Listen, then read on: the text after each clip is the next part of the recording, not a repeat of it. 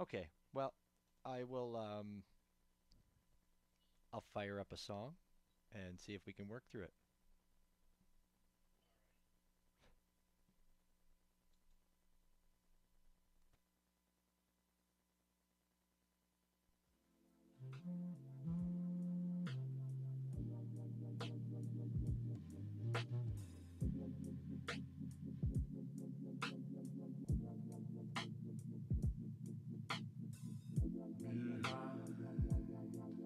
A curtain, something stirs Okay. Let's see if we can do this. uncertain. There was not even any music coming through, was there? You feel yourself, feeling yourself, Okay. Well, and now yeah. the train's I in. don't know. Let's go. Don't know what's going down. Technical difficulties. It's that kind of a day. The sound it makes a different wavelength All right. connects to the feeling, Just the world's falling apart, you know. which is the intention. Yet. I wish I knew what's going on here. This seems very weird.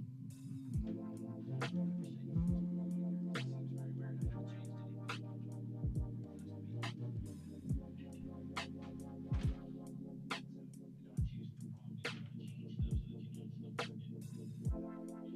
That booty is rocking. Fire up an old car. You can't just fire up an old car. You gotta like tweak on it, during the week. She got me Right? Make sure the battery's good. Make sure the oil's changed. right now. Make sure the knobs are knobby. Mm-hmm. Gotta have Mm-hmm. knobby knobs. All right. Oh wait, is there music coming through now? Let's Yeah. go. Okay. I was listening to your song. It was going really good too with the tunes. What you were laying down there about, you got to turn the knobby knobbies. That was Yeah. awesome. Okay.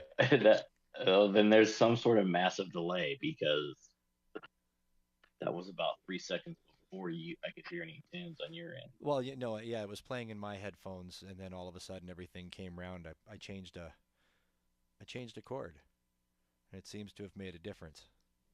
So there you go, folks. It happens. Sometimes chords just fucking give up the go. Fucking techies nightmare. Okay, okay. I'm gonna play this. I'm gonna start the song over again. Everybody retweet out the space. Let's just go back and pretend this never happened, and we'll try this again.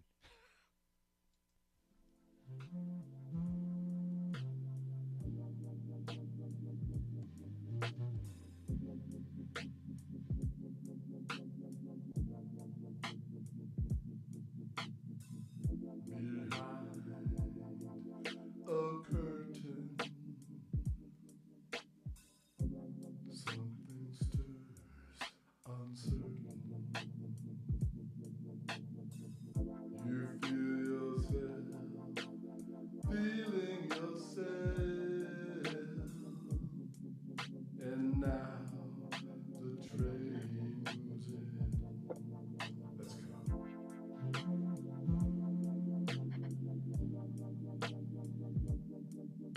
The sound it makes a different wavelength connects to the feeling, which is the intention.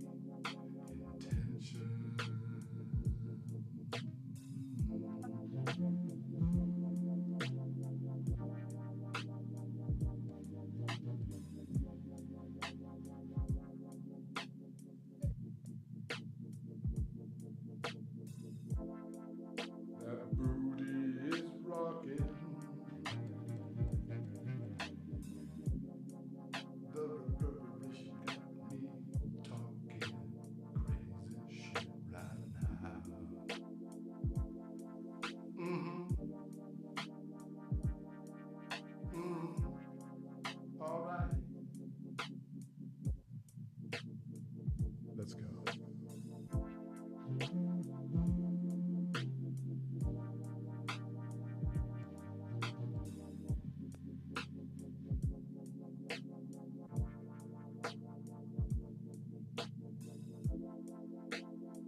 saw you lying there in the hammock, your butt quilted like a waffle,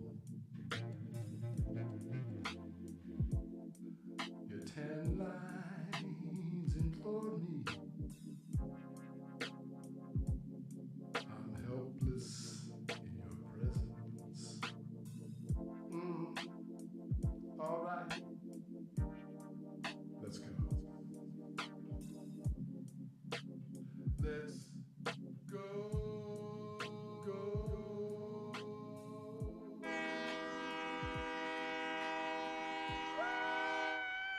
All aboard! If I were you, I would think about climbing on board.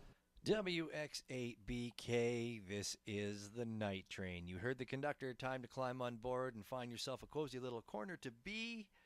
Don't worry about grabbing yourself a ticket. As always, the ride is on us.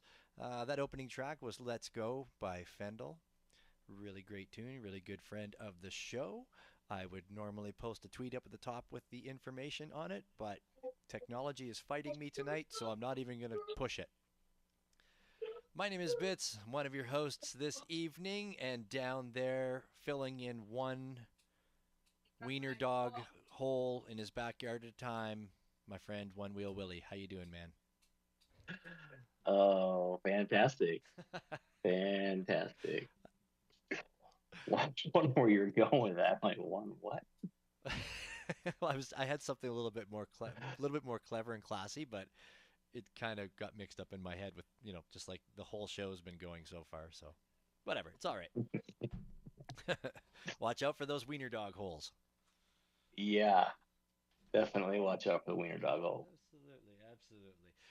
So tonight, unfortunately, we do have a change of plans here this evening. Ogur NFT, unfortunately, has gotten sick and unable to make it this evening. We just hope gets better and speedy recovery, and it's not a long, horrible sickness. Had a really high fever today, so hopefully that all goes down, and we'll reschedule and do it at a later date. These things happen with these big, fancy syndicated shows. Sometimes people get sick. IRL gets in the way. Especially in syndication. Right? When did we become syndicated? Oh, wait. I mean, never mind. That wasn't a paycheck. It was a bill that I got in the mail. Never mind. Yeah. Totally. Yeah, so that was really unfortunate, but you know what? We can roll with the punches out here. There's one thing that we're pretty damn good at, and that's talking, and that's hanging out. So we'll have a casual little chat for a little bit tonight. Might be a shorter show. Who knows? We'll have to check that out. Always want to mention to everybody that is listening and all the folks that are here, I do appreciate you all very much for coming out and hanging out with us on this Tuesday night. The Night Train is here every Tuesday night, 9 p.m. Eastern, with different artists and topics on the go. We are here every Tuesday night. God damn it. I'm having all kinds of technical difficulties on this side. You're just a mess tonight. Right? I know. It's Good thing there's hardly anybody here to hear it. I know. We're going to edit this part Jeez, out Louise. on YouTube. What's been going on? How you been, Willie? Oh, just still busy, man. I'm just busy. Oh, and why the fuck are my monitors just turning off on me for no See? reason now? There you go. It's not just me. It's just a bad night for technology. It's not even a full moon or anything. It's crazy. Did it to me the other night too. I'm like, what the fuck? You can say fuck. What the fuck? Horse trading's been going on. I know you haven't been on the old internet too much lately, but there's been some amazing horse trading going on. It's like off the hook. I got frickin' horses coming out my yin yang in my stable. I created a horse piece for horse trading. Yeah. I sent you. I gotta make a horse piece. How much longer do I have for horse trading? I'm gonna miss it. I'm just gonna miss it. I want to say it's either the end of this week or the end of next week. Oh, dude, there's I'm not gonna be able to make that. There's some. I'm not gonna be able to get the horse trade in this week. No, there's some amazing horses. I called my horse Neon Lightning, playing on the neigh. I like it. Yeah, I got and like some of these artists have been going buck wild. For those of you that don't know, the horse trading event. It's November right now. John Cates, Texadelic, and a couple other folks started this thing, and basically you create yourself an art piece of a horse, and you send it to people, and they send their horse art pieces back to you. And it's just this crazy, crazy trade thing that's going on. It's amazing. There's no money transferring hands, yet there is art flying around like nobody's business. Like it is nuts. I got what was the one that what was the latest one I got? So Paul, who is a ghost, has done like 4 really amazing horses. Techno Miking, that pinball guy, I think he's done at least 3. And like I only did 1, but these people are like sending me all 3. They're sending me all of their versions, and I'm really happy for it. Ex Mortal dropped one yesterday that was really dope. Are you getting some duplicate from the first horse trade, or are you getting just all brand new pieces Well, still? these are all brand new pieces. All brand new pieces. These are round 3 horse trading horses apparently. So Round 3? well, this is apparently this is round 3. We we missed there. Was there a round before round 1? Is that why? Before Well, what we know is round 1, I I should say. yes, I believe so. Yeah, yeah. That yeah. So there you go. John Thurman did a piece. Pop Lazarus did a couple pieces, I believe. Like there's just it's really awesome. I mean, and to even to be getting some of these pieces from these artists who like, I'm like beyond myself. I'm speechless. Flexosaurus Rex did a couple really cool pieces. Shilly Preston did 3, I think, as well. He's got a great one of a horse in a dumpster, just like really badass. So it's been like the horse trading has been. I think there's the horse trading chat, and I think there's 30 people that are in it. So there's 30 artists participating. I personally I minted 30 of Neon Lightning, and I think I've got 12 left or 9 left. So obviously I'm missing some So horses. there's even a specific chat now. Yeah, I was pretty sure that you were in it. Were you not? Maybe not. I don't know, man. I haven't turned on Twitter other than the space in like close to a month now. It's getting bad. My lack of What? onlining, whatever you want to call it. That's all right, man. Real life. It's important to pay the bills and to do the real world shit. I mean, this is That shit's boring though, man. I want to hang out on the internet with my friends and talk about horse trading, right? As you should be, man. As you should right? be. Yeah, it's been a blast. Like I'm floored with some of these pieces are just amazing. It's so fun. And it's like I got to up my game next time. I thought I did a pretty good. I was trying to find a pin post that I had made, but apparently I maybe didn't share it on the old Twitter machine. So, but yeah, the horse trading's been going awesome. Um, Tez Tones. They on Saturday they did their final judging, and they have now 4 teams out of 9 that are going on to the postseason now. So that is awesome, and that I'm not able to find that post either. So we're not really like not giving you any information whatsoever. Everybody has to look up all this stuff that I'm talking about. I'm just going to be vague all night. It's not even. It's all right. But yeah, so that was kind of cool. I hung out in the spatial when they were doing the live presentations and stuff like that for a little bit, and it was really fun. It was enjoyable to hang out with them. So much wild action going on in the old Tez Tones, man. So they're going into the postseason now. I don't know how long the postseason is. I'll have to find out from Hash Brown or Yoshi and see how long the postseason is. But that'll be coming up. Amazing pieces there. Solana went like through the roof. Well, not through the roof, but it pumped a bit. I mean, yeah, it's definitely kind of decoupled from not from non-Bitcoins. What are we calling that? What are we calling them these days? I don't know. Coins. What are the kids calling not Bitcoin these days? I don't know. The kids aren't even on here anymore. I have no idea. Yeah, do we know why? I mean, and, I guess if you haven't been on the old Twitter, what's the reasoning for? Because I mean, it was like so when we had who was I our think it's because we were talking about it, probably. Like, oh right yeah we finally started talking about it and having, Solana artists on. So like I think that's definitely the only logical reason. yeah right I'm sure I read that somewhere too. So that's Yeah, pretty I think awesome. so. That's pretty awesome that we're making movements and we're helping out the artists and the blockchains, the coins. I mean, Yeah. it just goes to show you folks, right? We did that for Solana in the last couple weeks.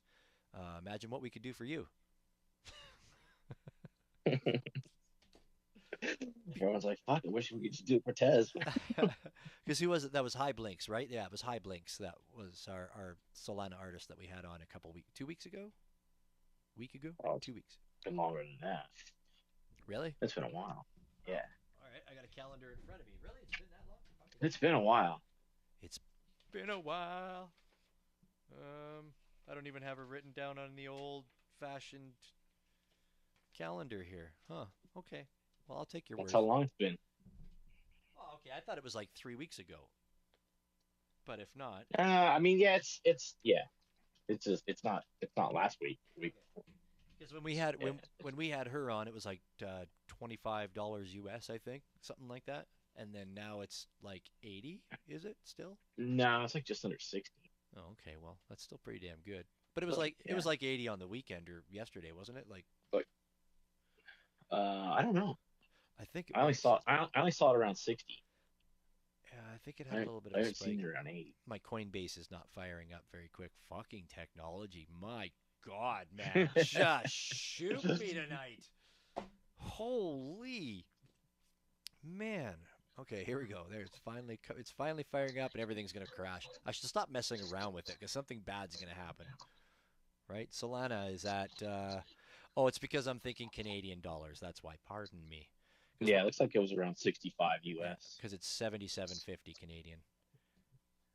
But that's still compared to 20 whatever dollars a few weeks Well, ago. and just compared to, like I say, to almost every other coin out there. I mean, I'm sure there's some others that are following it a little more closely, but like compared to the other coins that I follow, at least Tez and Bitcoin and ETH and some of your major coins, I guess. It's definitely made moves greater than what everything else has been moving. Oh, it's funny. I just looked. I didn't realize that. Well, I guess that's Canadian. It's probably still below American. It is. But I was going to say, oh, Tezos made it over $1. Canadian. Right on. So that means it's like 80 something cents American, I guess. It was up over $1. Oh, was it? Okay. It was Well, pumping. right on. Yeah. I never open the Coinbase app. I don't really pay attention to any of that shit anymore. I got Tez in my wallet. A Tez is a Tez is a Tez, man. None of my posts are even going up. I'm just going to stop touching my phones because nothing is working, and I would rather just have this conversation and keep the space going rather than risking something bad happening. So I'm just going to stop trying to put up tweets. I'm just going to sit here and talk. Pretend. And then you're all going to have to visualize everything I talk about. So get ready. Get your brains ready. Speaking of, Hmm. when I logged on to Twitter just now, it said that video calls are now a thing. So that's, a step in the right direction if we're still using Twitter, which we are. We Video still calls. plan on being here anytime soon in the near future. Maybe we'll get into some actual being able to share video in spaces. Video calls, So hey? So it's kind of, I mean, you really think about it, it's like late to the game, we've all been Zooming long ago. Huh, I did not know that. No, I never saw that. Never popped up. I even updated my one phone, and today was the first day that the blue bird disappeared on this other phone because I updated it. So Twitter's oh, really, that long? yeah. Damn. You haven't updated in a minute then.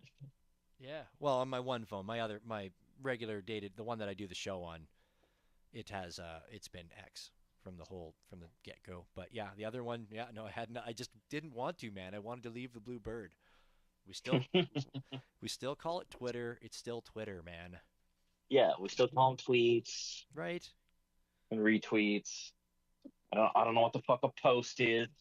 Elon's just messing with us. I mean, you don't want to say too much badly about Elon because I mean, you drive a Tesla, you don't want him like to derate you or something, Oh, I don't. He can fully take control over my car. right? Slam Willie into the Be like, side. oh yeah, I'm gonna shut you down, motherfucker. How you like sitting on the fucking I-5 for no reason? Yeah. Okay, you know what? I'm going to give you some hope. I'm going to let your car start moving for like 2 feet. Oh, then I'm going to shut it down again. Exactly. Right? Totally. Um, I haven't done any other. I was just looking at my wallet here. I don't think I've done any other collecting. I bought another piece from Jolly Roger X that he put out. I sent you. You didn't buy all of them this time? No, I didn't buy all of them last time either. There was two that weren't available. No, this time I bought like I don't know, 7 of them or something. I sent you one. I sent Mike Nash one. I sent one to the WX8BK wallet. Spreading it all around. Sweet. Yeah, you're damn straight, man. Yeah, you better get on the old internet and check out your wallet. You probably got stuff in there. Things are going on. Sweet.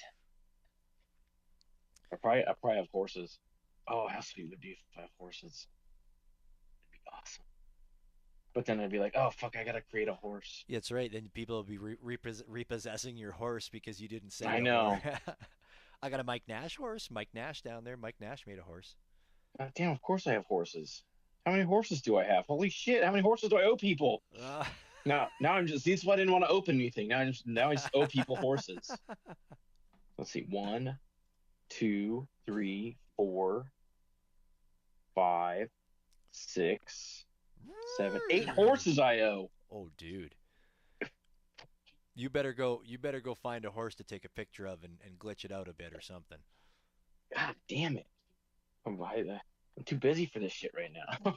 Be owing people horses. You know what? Just tell the kids this weekend, sorry, dad's got stuff to do. You guys go out and play in the road or whatever kids do these days and dad's got to make a horse. Yeah. Mike You kids go away. Mom and dad need to make a horse. Mike Nash's horse is called a purebred adhesive. I love it. There's a couple of horses that had some plays on the old glue. That's a good one. I That's like a it. good one. I'm really happy that I finally got my horse done. Like I was doing my horse and I've talked about it a few times, since I got the new iPad and Procreate on there. I'm just trying to like figure out where I'm gonna go. Like what do I want to design in? Like do I want to do glitchy art? Do I want to do cartoon characters? So I've been just doing a lot of doodles. And I like it. yeah, this horse has been stressing me out. It stressed me out because I didn't know which way it wanted to go, and then it came to me, and I made it happen, and it was so. It's really fun doing that stuff and exploring because I mean, like any artist or anybody will know, just like anything in life, it's really cool to move through it and start figuring things out and going, oh, I really like this, and oh, here's the inspiration. Let's fucking go. Then my dog wants to go out. As soon as you get like going on, like something happens, right? It's like I'm all like in a mood. I'm like, yeah, this is awesome. I'm like getting in this drawing. I'm doing it. And then the dog has to poop or something. It's like, man, Can't you wait? God. I'm being creative right now. You know what? You shit on the floor when I don't want you to. Why don't you shit on the floor now, and then we'll worry about it later. So I can keep Right? Right? Yeah. No, I shut everything down for my dog. I'm a sucker. But yeah, no, it's really fun. I really like my horse, and I watch the more and more I look at it, I'm like, okay, I know what I'll do next time. I know how I would change this. But I mean, I'm never going to do a horse like this again. I wish I could have the.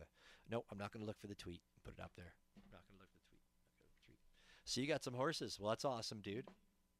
Yeah, thanks everybody. Mike Nash and you and Dehisens and Paul and Oh, you all got kinds of horses in there. So all of them. shit. You got a dehiscence. Oh, I got a couple. I think she did too. Yeah, Dehisens stuff too. Yeah, that's wonderful. It's so fun. It's really cool just to see a community to get together to do something for no exchange of money. I mean, don't get me wrong. Like, I mean, somewhere down the road, somebody's, going to be big into horse art and like jump on object one day and just like look up horses and man, there's going to be fucking some crazy offers going on these pieces.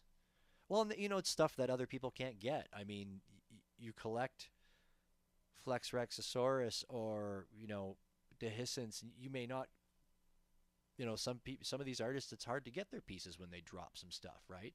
Or definitely at a price or at a price point that you don't normally shop for or can't all the time. And then to get a piece of special horse art, man, to the moon, over the moon is what I should have said, not to the moon. Yeah. Daddy V Daughters just popped in down there. Thank you very much for coming in tonight, Daddy V. I guess, we could always just throw out some microphones too, I'm sure Willie's already been sending out the little requests. If anybody wants to speak, come on up. I have not yet. Oh. I'm trying to get settled. I'm trying to get a bottle of wine open. I'm trying to. Okay.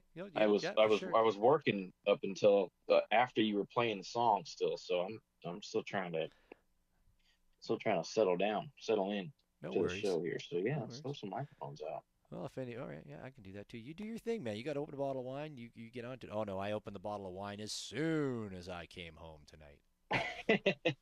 Like fucking as soon as it was one of those days. Folks don't know, for all of you that don't know, not that everybody needs to know my problems, but I messaged Willie today and I was like, man, it's one of those fucking days, and yeah, right up until I started this space, man, it's just been a fuck of a day. And now technology. And and then as soon as we start this space, the technology started fucking around. I'm probably gonna choke on one of these ice cubes in my water. Great. Right? So complicated. Life is so complicated. Right. I don't want to. But anyways, you open that bottle of wine, Willie. What are we drinking tonight? I just stepped away from it, throw the foil away. I was gonna say you don't usually crack open a bottle of wine, so. Yeah, I do. Do you? Oh, okay. I just don't talk about it a lot. Oh. I'm drinking A by Acacia Chardonnay, 2001 Chardonnay. A by Acacia. Yeah. It's a Sonoma Vintner. The regular Acacia stuff's pretty good. So I saw this for like $3.99, and I'm like, the regular stuff's pretty good. Let's see what this is clearly gonna be their $3.99. Their runoffs, their brand. Oh, look at that! Hey, we're talking wine, and look, boom, Poke Shaman drops in little Wag Me wine. See, he knows his ears were ringing. We weren't talking Wag Me wine, but we were talking wine. $3.99. That's nice. That's a good price point. You Americans, America, $3.99.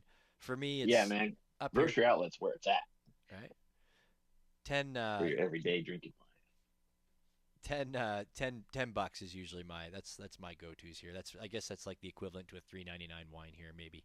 Maybe. Yeah, $3.99, sure. Something like that. Yeah, I try not to drink whites over $5.99. Like, for like everyday drinking stuff. Obviously, get some wacky wines or our own stuff, some intense stuff, or right, a little intent wine. Yeah, but like our normal everyday fucking swill wine, yeah, $5.99 is kind of. I don't need to drink any more shit more expensive than that. And I'm drinking some sparkling water as well on top of it. I'm drinking a Chilean blend, but a little water too as well. You got to keep the throat lubricated. You got to stay hydrated. It's very important to stay hydrated. I like my fizzy water. It's good stuff. I didn't choke on an ice cube, so that's all right. That's good. We've been having beautiful weather up here in Canada. It's been staying warm. We had one early super shitty 3 or 4 days just before Halloween, but we're freaking, it's legendary right now, and we're going up. Yeah, but don't you feel like, oh fuck, we're gonna pay for this in a month? Maybe. No, I think we'll probably pay for it in the springtime when there's no runoff. from the mountains. There'll be no water up there because there was no snow. But yeah, no, you're also right too. Yeah, I'm really scared about it. What's coming down the pipe. It's fucking Canada for after all. Like you never get through a winter scot free. That's for sure. Yeah, I'm hearing we're already supposed to be getting, another record snowfall on top of last year. They still don't have any, like, they still have snowbanks full from last year, and they're still like, oh, it's supposed to be just as bad this year. I'm like, oh, but like we still, down here we get all the runoff, right? But like we don't ever see our reservoirs full, other than like every 10 years. And they're full. We're supposed to get it again. I'm like, there's no place to put the water You at got to this point. open the floodgates, clean out all the garbage, Yeah. all the garbage that's accumulated on the banks of the dry riverbeds. Yeah. That's not funny. Why am I Well, laughing about that? if only they could fill on that bullet train. Right? California politics. So that's the story. That's what's going. We need to bore the rest of the world with California politics. California politics. What's going on, Mike Nash? How you doing up there in the crow's nest, man? Yo, what's up, guys? Hey. What's up, buddy? Oh, not much. What's going on? Well, it's like there's like some crazy storm coming through. It's pretty wild. It's kind of chilled out a little bit, but yeah, I haven't looked at the warnings here lately. But a few hours ago, it was like flood warning, high surf warning, storm warning, something a rip tide, all kinds of stuff. But it was yeah, it was coming down pretty hard, wind blowing. Didn't you already lose one car to flood? I feel like you'd be a little more on top of those warnings at this point. Yeah, no, but that was when it was in somebody else's care and a tree fell on it. I think I think my current ride's all right. It's here. But man, it's wild. Like when it picks up like this. So there's a reef like kind of right off. I mean, it's close enough that it's like, dude, I can make it out there. Like when there's actually like surf, where it's breaking out on the reef, and it's like, holy shit, like that's beautiful. I want to get out there, and I just know by the time if I paddled out there, I'd be winded, and then I wouldn't know what to do. I'd float away to Africa or something. So I did meet a dude down here. Actually, this cat that went to that Slackers and Interrupters show last week. He's got a boat, a couple of jet skis, and he surfs. So I'm really looking forward to maybe going out there and trying out that reef break. But anyway, everything's going pretty good. I'm getting really stoked for Art Basel, man. Nice. It's cool. It's like this. It feels kind of like the first year. And I like that. Last year was cool and chill and awesome, and it was cool to see everybody. But for some reason, I'm like getting like super. I don't know. It's cool. I'm looking forward to meeting a whole bunch of people that I haven't met yet. And does it feel like it's like the turnout's going to be as big as last year? Or does it feel like it's a little more mellow? I think it's gonna be like, especially in our space, it sounds like. I don't know, man. I've been like trying to keep track. There's a couple people that have some spreadsheets of stuff that's going on, and there's been some like spaces, and there was more than you could possibly do last year. There was like 3 rad things going on at the exact same time. And I think it's more of that. I don't really know, man. It feels like, at least in our space, like the ancillary stuff and the Web3 stuff, it feels pretty strong. I've Go ahead. sorry, I was gonna say I've gotten a lot of emails like from events that I had signed up for last year. Like I've been getting a ton of emails, and there's some pretty big stuff going on. I think it's going to be just as hyped this year for sure. I'm sad I'm gonna miss it, but that's a different story. I just feel like I haven't heard anything, but then also, I haven't really been online in like 2 months either, so maybe that's has a lot to do with A little bit. If you it. And knowing that I'm not going, I'm not out there looking for it either. I'm not talking to people and being like, hey, what's going on? Who's gonna be out there? Yeah. Like it was last year. I wish I could go. Maybe that's why Man, I I feel wish like you a guys little were more coming too, subdued man. here. That was so much fun hanging out with you guys last year, meeting y'all and doing like the street art thing and going out on that catamaran and hanging out and hitting some secret dive spots and all that stuff. That was man, that was great, dude. Have you hit up Chave at all? See if he's coming out or if Yeah, he's coming out, dude. He's still in town. And he's a part of a street art party that they're throwing, and I've RSVP'd, man. So I'm looking forward to seeing that homie. Dude, that's so rad. He was such an amazing guy. Yes. Yeah, he was a lot of fun. And probably the best mullet that I've ever, encountered in real life. Man, I saw a good one a couple weeks ago out at the pumpkin patch with my kids. This guy was rocking one, and I wanted to take a picture for you so bad. I just couldn't I couldn't do it without him being like, "What the fuck, bro?" But I thought of you. I was like, "Oh man, I gotta get a picture for Mike." Oh man, thanks for thinking of me. I wish I could pull off a mullet sometimes, but there's no way, dude. My hair gets like super curly. It'd be like little, I don't know, Shirley Temple ringlets or something. That's a little much. Have you seen the Righteous Gemstones? Oh, that show about like the Pentecostal Southern Church thing. Yeah, it's a comedy though. It's got I can't think of anybody's fucking name right now. It's got like Adam Yeah. What's and his face? Eastbound and Down. Homie? yeah. Kenny Powers or something. Yeah. So there's the youngest son's like, I don't know, gay boyfriend or whatever the fuck he is. That's what this guy looked like. This guy looked like a spitting image, man, of that guy on that show. Okay, man. I'll have to look. I don't know if I can remember that. I'm gonna try to pull it up. All right. Cool. I'll try to pull up a picture of it and I'll post it up there for you. He looked like a spitting image. This guy. I had my mullet for a few years back in the day, and yeah. Oh, you got pictures, man? No, I don't think there's very many of them. But it was the same. My hair's like yours, so it's curly, right? And when it would get long, I'd get these ringlets in it, like little doing. Yeah. No, and it was when I moved out into the dry prairies.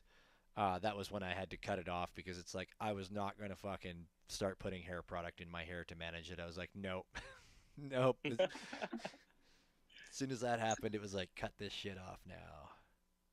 I don't know. I probably have. I probably do have photos. I should look. No, why the hell would I do that? They'd be terrible. God damn, I don't want to look at that. Dude, I had long hair at one point.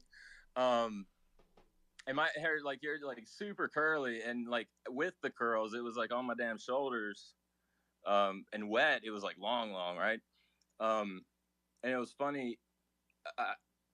I was like in this transitional period between like kind of hippie, like, I don't know, type vibe and moving into the punk scene. And I dyed that long ass curly hair turquoise. And that was kind of weird. It stayed turquoise for a few days, and then it kind of just looked like I went swimming in the creek or something. But yeah, those are some wild times, man. Gosh, if I could find that one like school picture, I like had braces, I had like bleached like braids. Oh man, that was wild. I think I wore like a Grateful Dead tie-dyed T-shirt for my like school pictures. It was nuts. I was a greasy metalhead. Had my Guns N' Roses jean jacket. Sometimes my black leather jacket. Ripped jeans. Right on, right on. wallet with the chain hanging off of it. And then of course then the grunge days came and I had to get some, combat boots and change things up just a little bit, but it was still greasy. Grunge or metal, man, it's all greasy. Uh, Right on. which reminds me from, I just wanted to give a shout out to everybody in here hanging out. See y'all down there being good fans of the show. We were supposed to have Ogur NFT as our guest tonight, but unfortunately, due to illness, had to postpone that. So we'll definitely have him on in the future when feeling better. Have to do that. But thanks for hanging out in here and listening to us, anyways.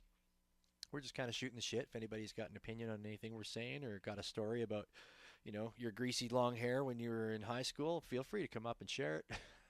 Now's the time to do it. It's a friendly space. We won't laugh at you that much. Ha ha ha. It's all in good fun. It's all in good fun. Daddy v Daughters throws me off all the time because the new PFP. I'm digging it. Smoky sexy. I don't want to click on it and look at it because You don't want to get yourself booted. yeah, no, I don't want to. I gotta stop. Don't touch anything. Don't touch anything. Don't want to technology yourself right out of the space. I forwarded Mike the link to that Trippy Labs Beyond Basel thing that we went to last year. It's 4 nights that they put that show on for. Like, that is crazy, man. And that venue there in Miami, the factory, like, that is a crazy venue. That venue is just brilliant. It's a great use of an old broken down shitty factory. Dude, it's like 7 acres, I think, right in the Yeah. middle of the damn city. It's crazy. Yeah, no, that is wild. Like, I mean, that's massive real estate. And I mean, I don't know like how the rest of the area is, but in a city like Miami, like that, to keep that as a venue is crazy, right? Like, when you think about the size of that place and what land is worth, and building, how it is nowadays, like that's crazy that they keep it for a venue like that. Like, obviously, I guess it must make money and somebody's paying the bills. Yeah, they got to keep that thing like rented out. I mean, I haven't really like followed along, but I would imagine there's probably something going on there all the time. But dude, that one night that we all went out there last year, that was so fucking rad, man. Like, I hadn't danced like that for so long. I mean, just let loose and get sweaty and just dance. Crazy ass animals walking around on stilts, and the freaking set for that one DJ was just magical. That was nuts, man. That was fun. That was definitely a highlight for sure. Oh, absolutely. I shared a couple of those photos last night with Willie. I just sent him one. I don't know. It was like I was taking a selfie with myself, him, and the HR department, and me and the HR department were like looking at my phone, and we're all like happy and like, yay, how's it going? And then there's Willie off to the side, and he's just like staring at his phone with expressionless. And I'm like, yeah, that's awesome. And then I a video of all those animals on stilts when we saw them when they were prepping to go into that room, and we were wondering what the fuck we were looking at. Like, what are you guys doing? But yeah, that was so fun. Willie and I went back the second night, or the third night we went back, just before the night before I flew out. I think it was a Saturday night. Was it the Saturday night? Yeah. Yeah, I think it was a Saturday. Yeah. Was that when old Nicky Dimes gave you a ride real quick? The next morning was Nicky Dimes time. Get to the fucking airport now. Oh my God. Willie's like, well, you gotta go, man. Like, you gotta catch a plane. And I'm like, dude, all I gotta do is pour myself into an Uber. Like, it's not like I have to do anything. And yeah, slept through my alarm for an hour. That was that was crazy. I've never slept through an alarm like that ever. Like, maybe a few minutes or something like that, but not an hour. That's crazy. But, there's not a lot of traffic on the freeway at 5 in the morning. So it went well. It went well. Well, I'm surprised there wasn't in Miami, because it seemed to be traffic every other time of the day. right? Yeah, not 5 in the morning on a Sunday. Although I do remember passing, there was like 5 cop cars that had all of these people on the side of the road on the freeway, but there was no vehicles pulled over. Like even the Uber driver, he's like, I don't know what's going on there. He's like, that's confusing. And I'm like, yeah, like where are the cars? We're in the middle of the fucking freeway. Yeah, it's weird. It was totally weird, man. It was so bizarre. But for me, I was like, oh well, that's just the ending to this wild and crazy weekend. Wild and crazy. Wild and crazy. Well, I see that pinball guy popped in down there. Thanks for popping in, man. Good to see you. Good to see you. Oh yeah. It's a casual Yeah, Tuesday night. our guest is unfortunately fell ill and will not be joining us tonight. So it's kind of open mic. If anybody Open wants to mic. chat about anything, just go ahead and request. We'll let you up. Yeah, we're hanging out, chatting away. Just chilling. Sometimes our conversation is just so amazing, Everybody's like, no, we don't want to stop the flow of this amazing conversation. Let's talk more about ringlets and mullets. Okay, well, What? Ringlets? What? Oh man. So, well, I was gonna ask you though, Bits, what's your go-to for sparkling water, man? I've got a Soda Stream. You guys? Nice. Yeah. Making your own stuff. Yeah. That's right. Fresh made from right here in the kitchen. Rock and roll, dude. Rock and roll. It only makes sense, man. Like, with one of the Soda Stream bottles, you basically get. I figured it out, like how many cases of sparkling water, but it pretty much works out to the same as buying the sparkling water in cans. But it's like, but then you don't have to deal with the recycling and all that, crap like that. Environmentally friendly and stuff. So. I got you. Wait, Are you're really not saving that much money? No, it kind of works out to the same.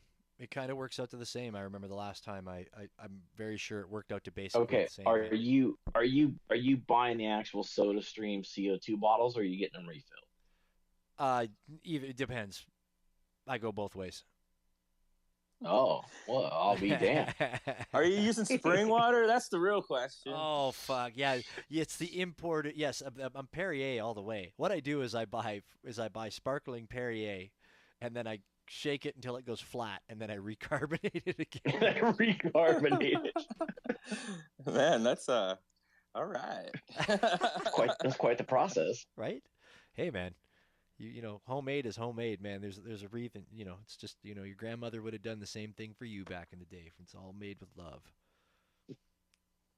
No, I use tap water. All right. I bet your tap water up there and So do they. up there in the north I don't know, it might be a little bit, not probably. I would imagine better, but I don't know. I really don't know anything about it. The mountains are only half an hour away, so I mean, it's fresh, man. It's fresh. It's like it was frozen 2 hours ago, kind of thing. So yeah, in a glacier. Totally. Nah, but it's all the same, right? Once it starts going through, then it goes through all the processing plants. They chlorinate it. It's like fucking. It's all the same. It's just water. Pretty much. Just water. Man, this is riveting. No, I just recently, I'm a big sparkling water dude too, man. And for a long time, I was drinking that AHA stuff that had a little caffeine in it, You have you have AHA with caffeine in it? Oh yeah. Yeah, Yeah, it's got caffeine in it. No, we have AHA. Oh, they've got a few flavors of caffeine. They've got the black cherry coffee. They've got like the green tea one. Maybe one other one or something. Shit. Oh, yeah. We don't have the caffeinated ones up here. They're just the straight water with the flavors, and that's it. Huh. They might not have it out in California either, man. I don't know. Last time I was out there, I couldn't buy a pack of freaking menthol. No, it probably causes cancer in California, so you can't get AHA that's caffeinated. Huh. That's Everything interesting. causes cancer. When I go down to Willie's this year, I'm gonna take a trip down to the desert in the middle of winter here, and I gotta bring Willie a care package of all the stuff y'all can't get down there, so you can try some ketchup chips and shit like that. Yeah, all dressed chips, man. All dressed. All dressed. That's what I'm talking about. All dressed are great. They're, the funny thing about all dressed is like, I don't know, I don't even really like them, but as soon as you start eating them, you can't fucking stop. It's strange.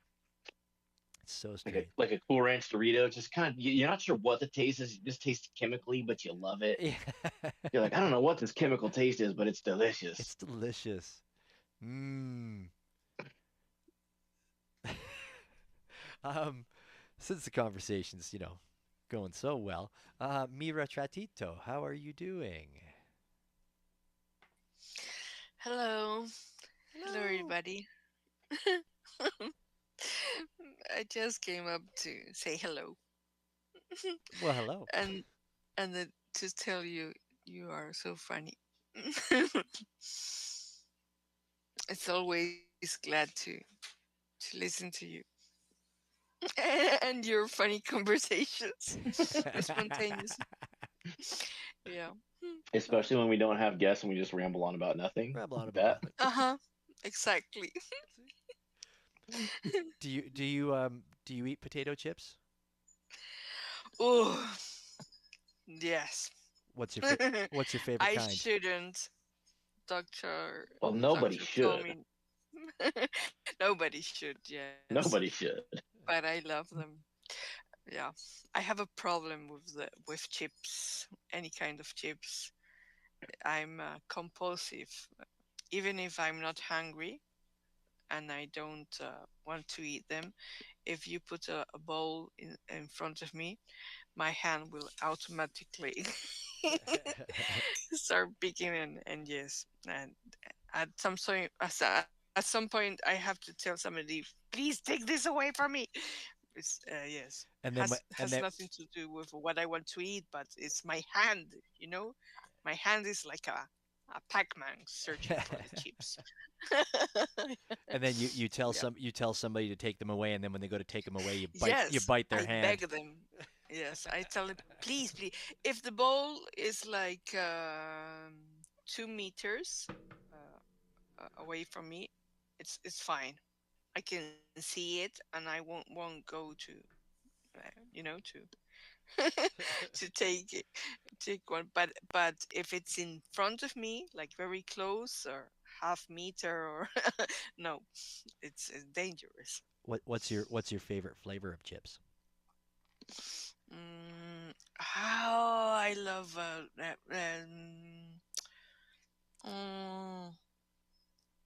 in potato chips.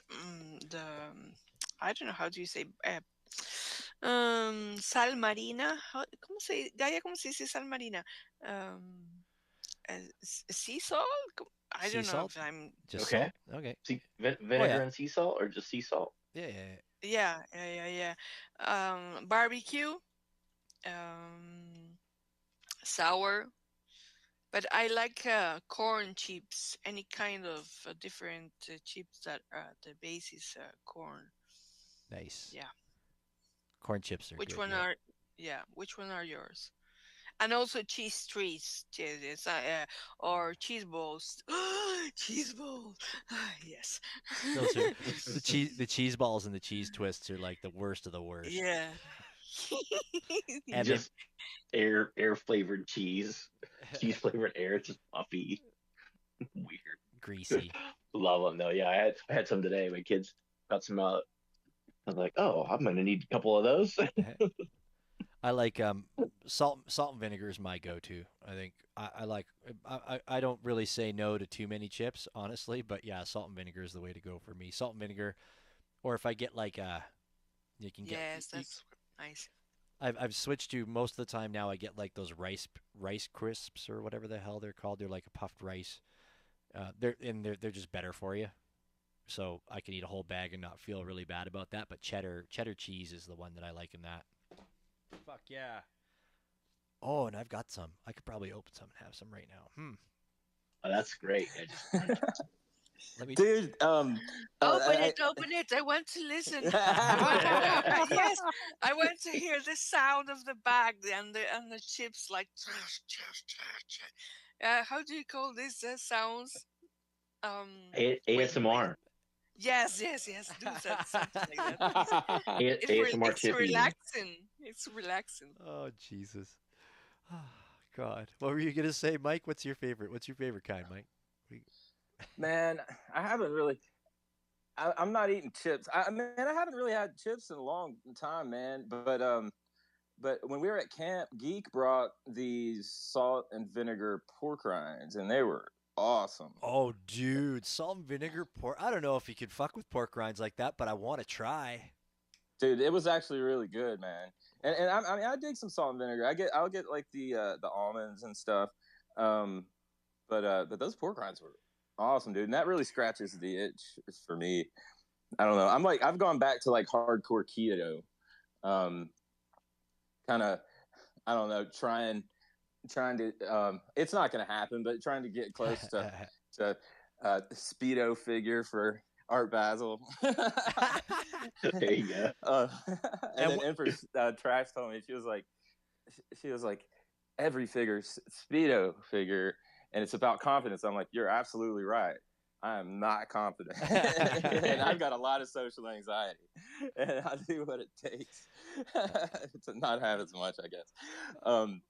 But yeah, the salt and vinegar stuff, man.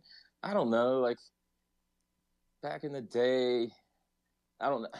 Dude, I don't think I found like a bad one. I think it got burnt out on barbecue as a kid because my dad always had them around.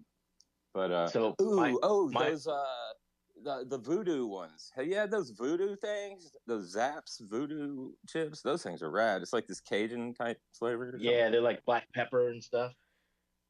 They're like spicier. They got a little heat to them, right? Am I Yeah, thinking of the right man. one? Yeah, there's something special about them. They're like kettle chips with, some good seasoning on them. So you mentioned your dad always having barbecue. So my dad would get like the big bag of like Lay's barbecue chips, right? Like not your fucking little individual bag, like the big family size bag. And he wouldn't open it. He would cut the motherfucker in half at the airline. So there's no top of the bag left. And then he would sit there and he would finish the whole goddamn bag. Like not meaning to. Like that's just he would just sit down and then like me Razachita said, like he like just would unconsciously just wouldn't stop eating it until somebody else removed it from him or he finished the bag. Hell yeah, those big bags are a single serving for one person. I don't care what anybody says. Right? Yeah, no, I mean like the big bags. I mean like the Costco size bags. Oh, that's ridiculous. He would just smack it. That's huge. That's like four. Yeah. That's like 5 big bags. Costco size is like crazy. I seem to remember years ago that like barbecue chips and salt and vinegar chips used to be a lot more flavorful. Like the barbecue chips used to have a good, kind of like bite to them, and the salt and vinegar. I remember the salt and vinegar used to make my eyes tear up. They don't do that anymore. I think they've definitely dumbed that down a little bit. I guess you got to go for some of them specialty chips, like maybe some voodoo ones, I guess, or whatever Mike was talking about there. Maybe I just got to up my chip game. If it's not hurting, you're not eating. They used to use real spices. Yes, is that correct? Yes. Yeah. Yeah. Yeah, everything is so artificial now. Right. That's lame. Damn it. What's that almighty dollar? Almighty dollar. It's almighty Tez. For Ethereum. Oh shit, my dog burst in. I'm in trouble. He's like, you talking chips, man? My dog can eat a bag of chips, I'll tell you that. 100%. Is that why he opens the pantry when you're gone? Yeah. Get the chips. Fucking whatever he can grab onto. Chips, the coffee grounds, and the garbage. Dude. I don't know if I told this story a couple weeks ago, or last week, but did I tell the story about my dog following me into the store? I don't know if I did or not. Well, anyways, if I did, maybe not everybody heard it. So anyways, when I go to the store with my dog, we got him in the car. He comes everywhere with me. And usually I'll just leave the windows halfway down for him. Like when I drive in the car, man, the dude's got to have a window down. Like he has to hang his head out so he can whine and cry and bark at everything that goes by. Like it's his favorite thing in the world to do. But usually when I get to a store, I put the windows halfway up. Not that he's ever jumped out before, but I don't want him to. So the other day, I left them down. I'm in the back of the store in this big, like, whatever. It's like a Walmart, Canadian Tire to be exactly. Um, and all of a sudden, I hear this woof, woof. And I drop the box that I had in my hands, and I'm like, holy shit, that's Rolo. That's my dog. So I'm running down the aisles. I'm like, where the fuck is he? Where the fuck is he? And in the main center aisle of the store, they have a lot of these low bins that are about hip height, with like sale items and featured items in them. And on the other side, at the end of the aisle, I could just see this curved black tail just like cruising along these bins. And I'm like, fuck me, that's my dog. And there was like this lady who worked there. She's like following my dog, right? And I went running over, and she went to go and try to get close to him, but he barked at her, and then he ran back out the automatic door. And I said, sorry, that's my dog. I'm sorry. I'm sorry. And she's like, well, he's allowed to come in here. And I'm like, not by his fucking self. He's not. Right? And then I get outside the door, and there's these two guys. I guess they had watched him. I guess as soon as I went into the store, he immediately jumped out of the window and came right over to the doors. The automatic doors opened up, and he went inside. The lady was telling me after, when I went back in, that he was cruising up and down aisles looking for me. Apparently he was in there for a minute. So I was like, oh my God, fuck me. Bad owner. So anyways, that's my dog story.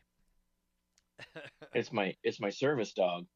Yeah, right. Well, he's allowed in there. I stopped bringing him in because years ago, when he got attacked by another dog in the park, and I had to take him to the emergency vet.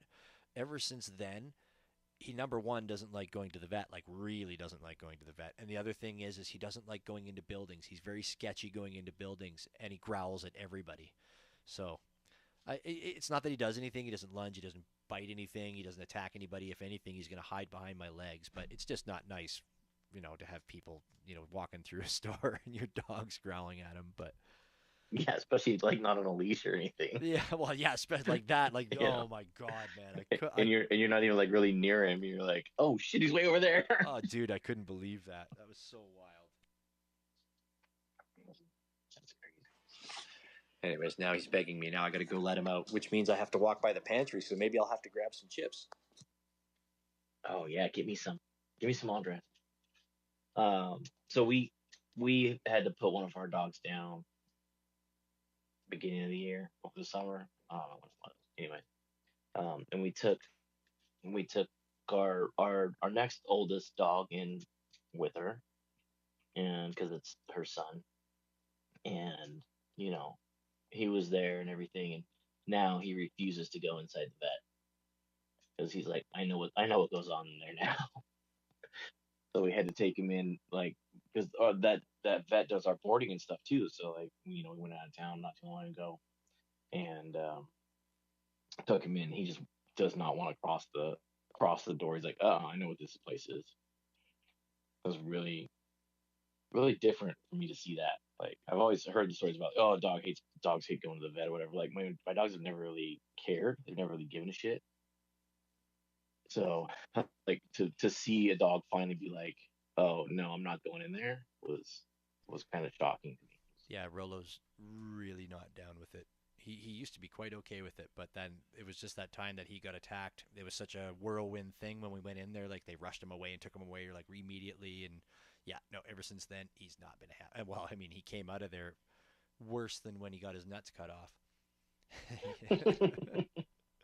And he's like, I gotta wear a fucking cone again? Fuck. I don't want to go to the vet anymore because every time I go in the vet, I gotta fucking come out with a satellite dish on my head. He's like, no, Dad, I'm good. I'll just walk this off. You don't need to take me to the vet. Don't worry about my leg dragging behind me. We're fine. Yeah, I'll walk it off. So, okay. So I got a bag of chips. You're doing it. Would you like to have a bag of chips? Oh, this just sounds like a wonderful bag of chips. Wow. Okay, it's opening up now. Oh, it's so fresh. Let's take one out. it's dill pickle. It's kind of like a train wreck. I don't know whether to just sit and listen or to try to stop it and move this conversation somewhere else.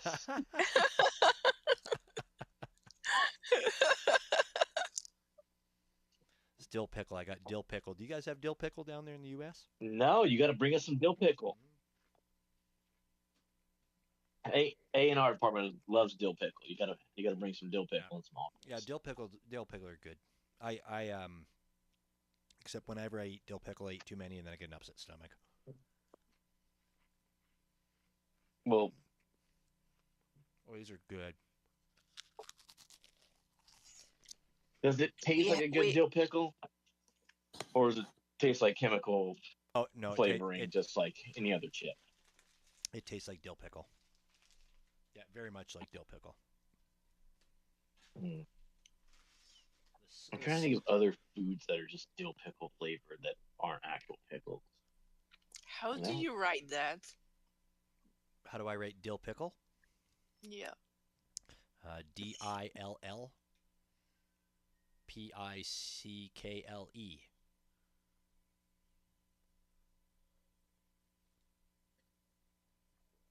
Dill pickle.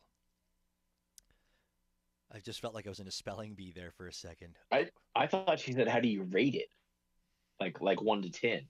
Oh, really? Or did you say how do you I don't write know. that? That's what I heard. I don't know. Maybe I fucking heard wrong, but I spelt it out anyways.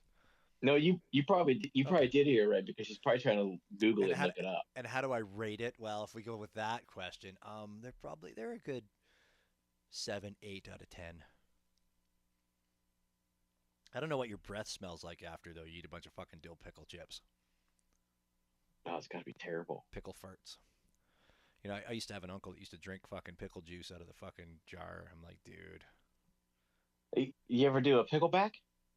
what You ever the, do pickleback shots? what the hell's a pickleback shot? No. It's literally a shot of pickle juice, like after a shot of whiskey. Jesus, no. Yeah, I got some friends that did them quite often, and I we'd be out of tried that. bars, and they'd be like, "You want to do pickleback?" I'm like, "Sure." You buying? I'll skip the pickle part though. Yeah. I'm like, I'll just have a shot of whiskey. Me, did you say that you've tried that? Yeah. Yeah. Many years ago, when I lived in when I lived in North Carolina. Oh, Yeah. that just sounds It's like it's supposed to be good for the hangover because I don't know, the pickle Yes. juice keeps you Yes, I hydrated remember or that. something, right? Mhm. lots of electrolytes, I would imagine. Yeah. No, it would probably be good for my hangover because I would probably immediately vomit after that. Oh. Yeah, I would too. I don't like vinegar and pickle that much. You know, maybe next time I'm in a bar around here, I might ask for one just to see if I can get one. I just no, I won't. Never mind. I'm full of shit. There's no way. No, I'm not trying. you shouldn't do that. No, I'm not going. Not especially like not by yourself and like not for no reason. Like you know, Why? if we were all out in Miami and like, oh, let's do picklebacks because that'll be funny. I think we'll get Stupid. everyone's reaction to those fucking nasty picklebacks like that. That then maybe, but Ah, just by yourself at a bar in your hometown, nah, that's not very funny. well, why not? Oh, he's here again. Oh, that drunk. Yeah, I guess even on that note, it's probably if you do projectile vomit, then it's even worse if you're not with people, right? Yeah. Okay, gotcha. There's only been one time in my life that I've ever done a shot and it came right back up immediately, but it wasn't pickle. I think it was just that I had too many shots in my stomach and there was no more room left. And then the bartender immediately gave me another one and said, "It's okay, it happens." And then I'm like, even in my head, Like, no, it doesn't. even in my head, I've had too much, clearly. yeah, that was in Italy actually, and that was really funny because I'm like, in North America, my ass would be flung out of this place so quick, but you're giving me another one. Okay, thanks. Appreciate it, buddy. Well, yeah, but then they gave you a I want to say Fernet, but not Fernet. What is it in Italy? That's like a digestif. Oh, like a fucking yeah, yeah. I'm picturing like a Galliano, like the big tall triangular bottle. Yeah, yeah, yeah. It's like it's kind of like Fernet, but it's not Fernet. But it's yeah, it's like a digestif. Like here, do one of these. Let's fill your stomach down. Like, Calm oh, all down, right. calm down. Oh, it's just it's just nasty. Glad I could share those stories with y'all here. Glad I could share those stories with y'all. Oh shit. Um, Oh, I'm sure I have several. we are working on some guests coming up. It's really funny, I was just thinking, that I've been messaging a lot of people, but not getting a lot of responses these days. I mean, it kind of goes with how I don't know. It's how the space has been kind of feeling lately, like the Web3 world and the Twitter and stuff. Is that a lot of people are just not really participating. I've noticed there's some side of it where it seems like lots going on, and then there's some side of it where it seems like people are taking a step back. I don't know, but we do have some feelers out there. We got some. There's 5,000 You're aliens. you're you're breaking up on mine. Is it just me? I don't know. Anybody else give me some No, me thumbs too, up? man. Yeah. I thought it was Yes. me, but yeah, it's breaking Oh, up. that was the most beautiful speech I've ever made. Oh, okay. Well, we were all waiting with bated breath. Right? No kidding. Um, yeah, we got lots of feelers out there. We got lots of guests, on the burners, hopefully coming up very, very, very, very soon. We got 5,000 aliens. Am I still breaking up or am I good now? No, you're good now. Okay, thank you. But yeah, 5,000 aliens who has a movie art piece coming out on Apple TV at the end of the month. So I just got an email address to contact them because they don't answer their DMs. I think that's kind of part of the problem too with reaching out to some of these artists nowadays. Is like, especially when you get into some of the people that are very active um, in the Web3 world. That I think the DMs get lost. I've tried a few of them. I've tried sending out some tweets and tagging them in it. Trying to get their attention that way. But we'll see. Yeah, and we've seen that since day one, Yeah, right? no, that's very true. We've got plenty of people who like, hey, I've been in your DMs. I've been trying to get a hold of you, and then somebody else is like, oh, I know them, and then like, oh, here, boom, and then the next week they're like, yeah, I'd love to do that. I'd love to be on. Right? Yeah, you got to know. So yeah, that's what we're doing. We're looking for some Solana artists. We wanna venture get some Solana artists. So we've had a few. Let's Um, let's be honest. We want to ride this Solana pump. We want to ride right? this wave. Hell yeah. There's some good stuff going on over there. I mean, I haven't totally discounted Solana, but pretty much I had. And then when we had Hyblinks on a few weeks back, and then I was clicking around, in the old Solana universe there, and I was like, damn, man, like we really should be paying a little more attention to Solana. And it's not that we don't want to. I haven't got. Hmm? Sorry. No, go ahead. You got a good luck. No, sorry. No, I haven't got luck in Solana. As an artist trying to sell, you mean? What? Sorry? You haven't had good luck trying to sell as an artist, you mean? Yeah, yeah. I've been in exchange for many time, and then I got into form function, and I minted, and I think it was 10 days after or 1 week after I minted, and they closed form function, and then I went back to exchange, and no, I haven't sold much, but I did have luck with Bonk. I won. Do you know something about that? Oh yeah, I know. I know about Bonk. It was an Yeah, airdrop. I got yeah. I got I I received got it. quite a bit of that. I wrote some of that wave. Yeah, I received it and I didn't notice. And if I would have noticed it when I received it, I would have got more money. But I end up having like $900, something like that. So it was good.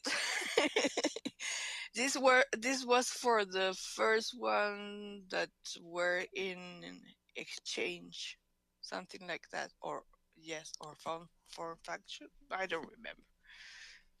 Well, and the thing about Bonk was they only picked like the top 20 or 25 artists or something, and you had to like if you owned one of their pieces, it was something like that. My numbers could be way off. It could have been 200. I don't remember what it was exactly, but it was something along those lines. And I wouldn't have even known about it if it wasn't for Proteon. Proteon hit my DMs and was like, "Hey, basically, I'm one of the artists. You should have gotten some of this." And I was like, "Oh, hell yeah!" And then I did. I got a good amount, and I kept some of it still, and then I cashed most of it out. Like it was like trying to cash out at different levels because I was like, well, is it going to keep going? Is it going to get dropped? So kind of cashed out a little, then cashed out a more, going all back into Solana. And I think I ended up with like 12 soul and still have Wow. some bonk left. And I did, and Great. I just been sitting on it since. I haven't really done anything with it. So How much is it sold right now? it's right around 60 US, $60 US. Mm. Mhm. I But wish. it was probably I 18 or still I 19 when still that have bonk thing some was going pieces on. there. What was that, me? Yes. I wish we had bought some Soul a couple weeks ago when it was down at $20. Would have been a good chunk of change today. A few more dollars would have been the biggest bunch of money Well, I've had in a while. you gotta be stacking in the downturns. Yeah, right. Not that not that you can ever predict which one's gonna pop next, I but know, right? I'm just like I don't know. I don't know. Something about Proteon just made me kind of gather a little bit, and after that bonk drop, I say nothing crazy. Like I Then think I I had like got 12 or into 15 bucks. an event with this other platform that uses a bonk, and they lied to us. They told us to give them a piece that they were going to sell it, and they did many editions, and they gave us something like $8 for the piece. It was awful. That's lame. Yeah, Yeah, that's and shady. and and that was that's a beautiful piece. Yeah, Lots of bad seeds in this world. Fuckers. yeah. Fuckers. But That's for sure. somebody who is not a bad seed is Iteration, who just popped in down there. Thank you very much for popping in tonight, Iteration. And voice, whose voice? Oh, Are they new? that's fucking terror, isn't it? What? Yes, it Oh, is. sure is. Fucking What's terror. up, Terror? He's probably in the shower. That's how I like to picture him, anyways. That's how what? That's how I like to picture him. Terror in the In the shower. shower. Oh, innovative just popped in as well. I Yeah, mean, it really does, humanize a terrorist to picture them in the shower. right. That's right. Terrorists got to have You showers know, too. Um, exactly. I was gonna say for sure, anybody down there, if anybody's interested in come up and chat, and feel free to do so. Unfortunately, our guest had to uh, reschedule tonight due to illness, so we're just having a little chat. We're hanging out. We're talking chips. We're talking. The hell else were we talking about? Chips, the weather. Blockchain, We were talking about mullets, and past wine, hairdos, wine. We talked about. pretty much everything's on the table Yeah, tonight. man, we've been going hard. We've been going really hard with the Yo, conversation. yo, I got a story for you. Shoot it, Um, Mike. Lay it on us, brother. Iteration rolled into space. What up, homie? Um, man, this is wild. Um, so they posted this, like the either or thing, like left or right. And man, most of the time when an artist does that, I'm like, holy smokes, I can't decide. Um, just love it all. But this piece, dude, the first one that was on this two-piece deal, I was like, holy shit, man. I like dream about that place, like often. And it was wild, dude. It was like, holy moly. It's nuts. I think I've been thinking about it all day now. And I was trying to think, like, I think it first happened like back when I was doing like architect stuff and like designing houses and buildings and stuff. I was like, man, that would be so rad. And I kind of like built it in a dream. And it was nuts, man. And I've dreamt about that space and that staircase like so many times, and it's not always. And when you get to the top of the stairs, it's not always the same spot. There's like, you know, sometimes it's like kind of like a food court or like an open workspace where it's under construction. I mean, it's just wild, man. Well, I know it's not a WeWork. Yeah, right. But man, that was so cool, dude. It was like, holy moly. So it was is it a real spot? Is it a real place, or is it like? Let him finish the story. Sorry, not. Did I jump ahead? I mean, not in real life. It was just like something that like I kind of built in a dream, and then it like became like part of other dreams, and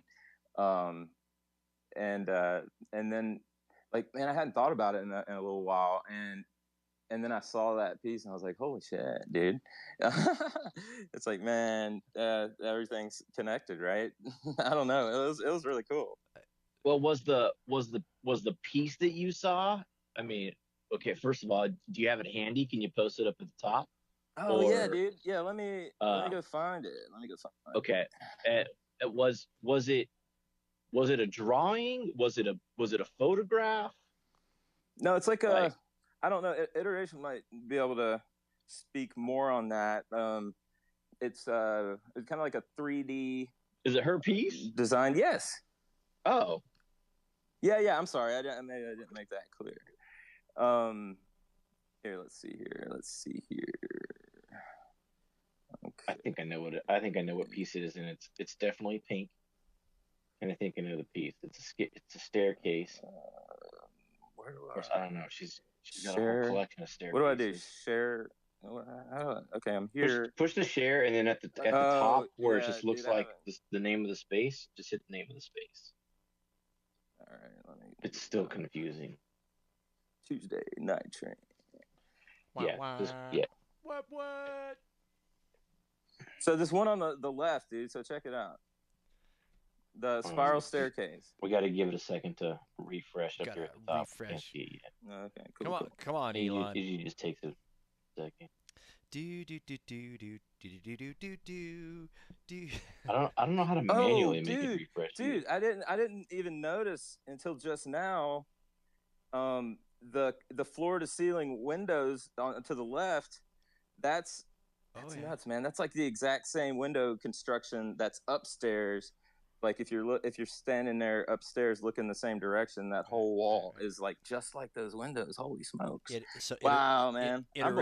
Iterations in your head is what's going on there. Okay, if I remember correctly from this series, from when we talked iteration, these are AI generated pieces. Cool. Yeah, man. She didn't give me a thumbs up or thumbs down, so I don't know. That's dope, man. That is a cool piece. I like that one. That's dope. Well, you should make it real. Let's make it real. Man, yeah, it's a simulation, dude. We're like, I know exactly what you're talking about. Where you're like, I know this place. She just gave all my dream. Like I can put it into a dream anytime I want. Iteration gave the thumbs up and the 100% and thumbs up. So they are AI generated. Okay, that's what I thought. So there we go. Rock and roll, man. Yeah, that's crazy, dude. Terror, what's going on, buddy? You got your hand up. What's happening, man? How's things over there across the Atlantic? All right, guys, what's happening? How's the form? It's going good, mate. All good. I suppose I'm living and breathing. Can't complain. So it's getting a bit chilly around the willy over this neck of the woods now. Coming into fucking winter, but I'm dead on. It's been fucking super busy with fucking working life. Flip sake. But yeah, surviving it. So I said all good in the hood. Just same as shit, different shovel. So uh, hope everyone's keeping all right. Fucking see a few people. Mike Nash, what's happening, mate? Innovative, what's the crack, mate? All good. Me, Retter Tito as well. All right. Flipping. Me, Retter Tito used to be in King Cheetah's team, I believe. In Tenstones. So I think Yes. I was actually her replacement. Unbeknownst to me. Uh, That's beautiful. yeah, but yeah, iteration as well. Personally, just while we were talking about that, well, yeah, here may as well give everyone a shout out. Fuck the iteration, J, Daddy V, CJ pop up all the time in places. What's happening, mate? Bits obviously, fucking me and Ma and fucking Mister One Wheel keeping her trucking as per usual. Um, but flipping. Oh fuck! Oh yeah. The staircases. I personally like the orange one, the one on the right. I like the spiral one too. But personally, the minimalism of the one on the right, it's like I know it's just more crisp, clean, subtle. Um, I know personally, I always feel like less is more. So like minimalism and shit. So I like Apple and all back in the day. I always used to do like the best adverts for like the iPods and all. It's just like this like silhouette of like this like color in the background, and then somebody dancing, then fucking the white fucking the white headphones. Always stood out like a sore thumb. So it was a great advert. It was minimalism. So aye. Anyways, Yeah, but now you're yeah, no, stuck with that shit design going into your ear. It fits uh, your ear great, but it doesn't fit half people's ears. do you know what? And in all fairness, right, that but genuinely that's the first shit. I was never a big fan of the iPod fucking earphones. I've Even never once been able to use one. It just yeah, does well, not fit in my ear. Never no, once have I used this the fit is in my ear, but they always slip out real easy. It was like Yeah. I don't know, it was weird. Um, I actually like the ones now you get the AirPods, but they're wireless ones, and you put them in, but you like sort of twist them. It's weird. So it's like you put like the fucking part into your like sort of eardrum direction, and you twist it, and it like hooks in the contours of inside your ear, and then I sit there, and they like lock in real good. And I prefer those designs, like, but yeah, Yeah. fucking Apple fucking earphones never worked for shit. Like, Nope. you're right, always slipping out. Nope. But here, quickly as well, just as I was listening to you, what was them chips? I think it was Mike Nice was on about. It was like fully loaded or fully coated or something. Fucking like, what are they? You were talking about Oh, fucking Zap. There's Zaps. Voodoo. no. It was something like fully stacked or fucking fully loaded chips Oh, or something. Oh, the fully fully dressed fully ones. dressed. Fully That's a dressed. Canadian. Yeah, that's a rad name, right? I've Yeah. never heard of that before. I was trying to figure it out. I was like, what do they mean by fully dressed? Are they like chips with like salsa coated, or are they like fucking some special shit on Okay, them? so Or let let me try to explain it from my understanding from an American who's never had them, and then we can let Bits tell us if I'm right or wrong. So what I understand is you've got all these different flavors, right? You've got your dill pickle, you've got your ketchup, you've got your barbecue sauce, you've got your salt and vinegar, and fully dressed are basically like all of those combined, is what I understand. Yeah. I think it's salt and vinegar, sour cream and onion, a little bit of barbecue in there. Yeah, yeah. I actually don't know what all the kinds are that are on the fucking things. Honestly. so right. So hold on here, right? There's a fine line here right now between these being awesome and these being horrible, Yeah. right? Right? What Yeah. do you mean? What do you mean by like the different flavor? Like, are you about like sauces, like these actual sauces, like barbecue sauce and stuff, like that you would just like coat over chips, or Like the yeah, flavors of like chips? the like if you took all those flavors of barbecue sauce and sour cream and onion and dill pickle and you mixed all that shit together and then put it on a chip, like The it'd be like sauce? it'd be well, no, I mean just the flavors. You know, It's Oh, true. right, They're- right, It's like that powdery stuff. so it'd be like yeah, right. yeah, it's a powdery shit, but like flavor wise, it'd be like if you took a plain chip and dipped it in barbecue sauce, then dipped it in sour cream and onion dressing, and Yeah. then dipped it in fucking dill pickle juice. What the fuck, right? Okay. I see, right, Like that's it went from horrible to fucking awesome, then it's creeping back to. It's just because I was going to myself, there's no fucking way they're putting all that sauce together, mixing it, and fucking putting it on a chip. It's I was all like, it's all what the dry. no, it's just like your dry powder shit. Like So Yeah, like any but other then, chip. but like, then it started sounding good. Like it started sounding like a variety bag of chips. You know, like all these different flavors, just individual Separate flavored bags, chips, all yeah. through into the same bag. You know, and I was thinking, fuck yeah, this is actually sounding all right. It's like a wee fucking a lucky dip. What am I gonna get? Am I gonna get a pickle? Am I gonna get a barbecue? Well, Shit. I honestly think it's mostly just more like Doritos Cool Ranch. it's Like no, I think a Doritos Cool Ranch is pretty much the same thing, even though they'll never No. admit what the No. fuck it is. No, but I no, think no, it's no, pretty no, close. no, Oh no, my no, god! You know no. what? You just like what the fuck is like cool original flavor in Doritos? Like the blue. Do you get those? Like the blue. Yeah. Oh my! Those And are the best ones. The Cool Ranch. aren't they That's my jam. unreal? Thank you. Yes, who said that? Willie, was that? Unreal, Yeah. mate. Fucking, like, they are gangster chips. And every time I always like mention Doritos and the blue ones being the best, everyone's all like, "Oh no, it's chili heat wave," or else like, "Oh no, it's cheese." And I'm like, "You are fucking doing it wrong, guys." I'm Nah, it's telling Cool Ranch. Yeah. It's Cool Ranch all the way. Yeah, no, Oh. Cool Ranch is totally solid. But no, all dressed do not taste like Cool Ranch, Willie. Not at all. Okay, not even close. Not All right. even there. I think the one I pull up because I just looked it up to see exactly. I feel what's like the it's- concept is similar though. no, because you definitely get the different. Like as you're chewing the chips, and depending on what you're drinking as well, like pop or water or whatever too, you get to go on that whole journey with the chip. You pretty much taste everything that's in the chip. And I did look it up. So it's ketchup, barbecue, sour cream and onion, and salt and vinegar is what's on an all dressed. But yeah, you Dude, that's nuts, man. That's like y'all Canadians up there, like super stoned at like 3 o'clock in the morning, and it's like you only got like a little bit in each bag, and you're like, dude, you know, it'd be rad. Yes. It's like let's put all these together, man. Yes. Yeah, but they're all on one chip.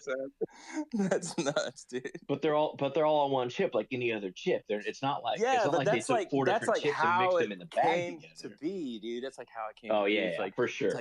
it's like Oh, holy for sure. smokes, dude. It's like we could market this shit, man. We're gonna Yes. get rich.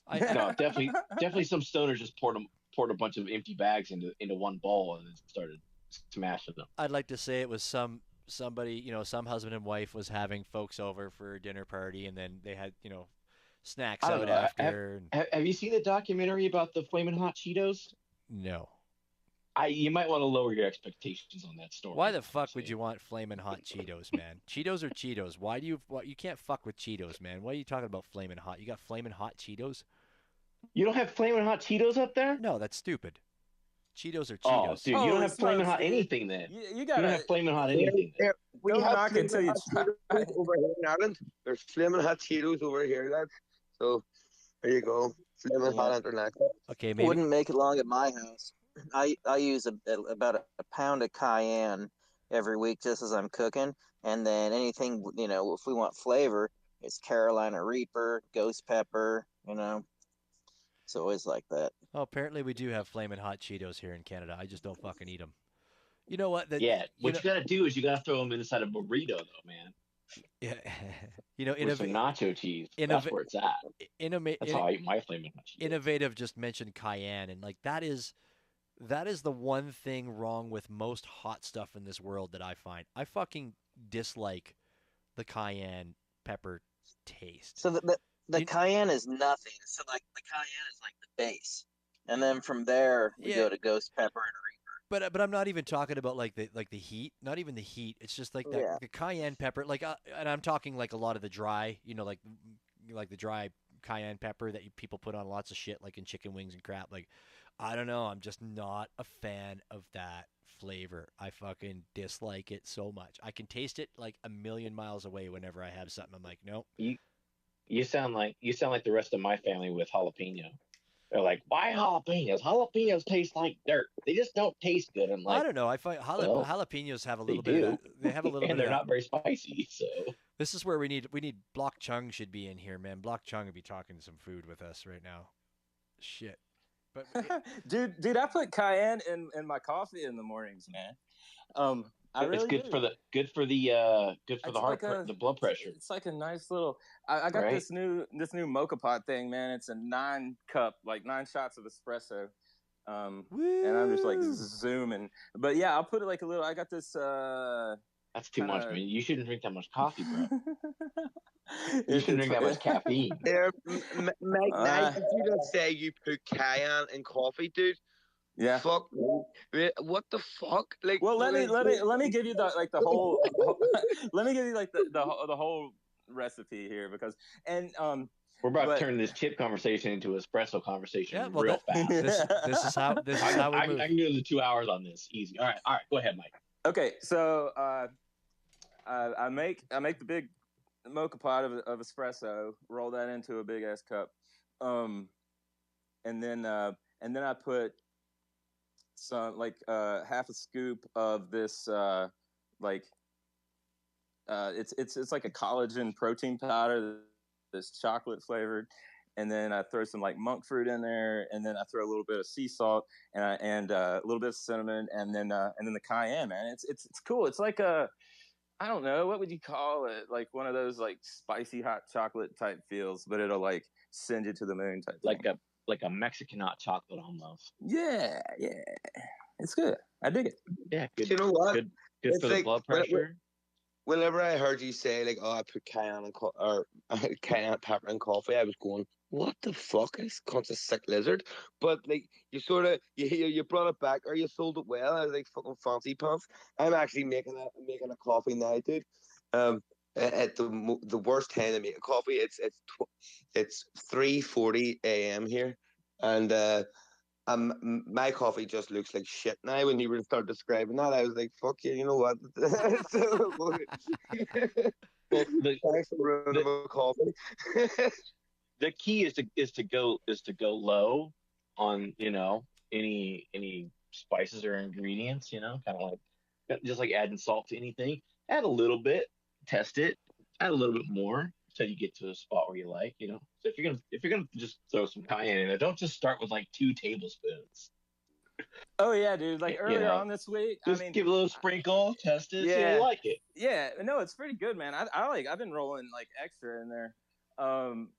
It's good, man.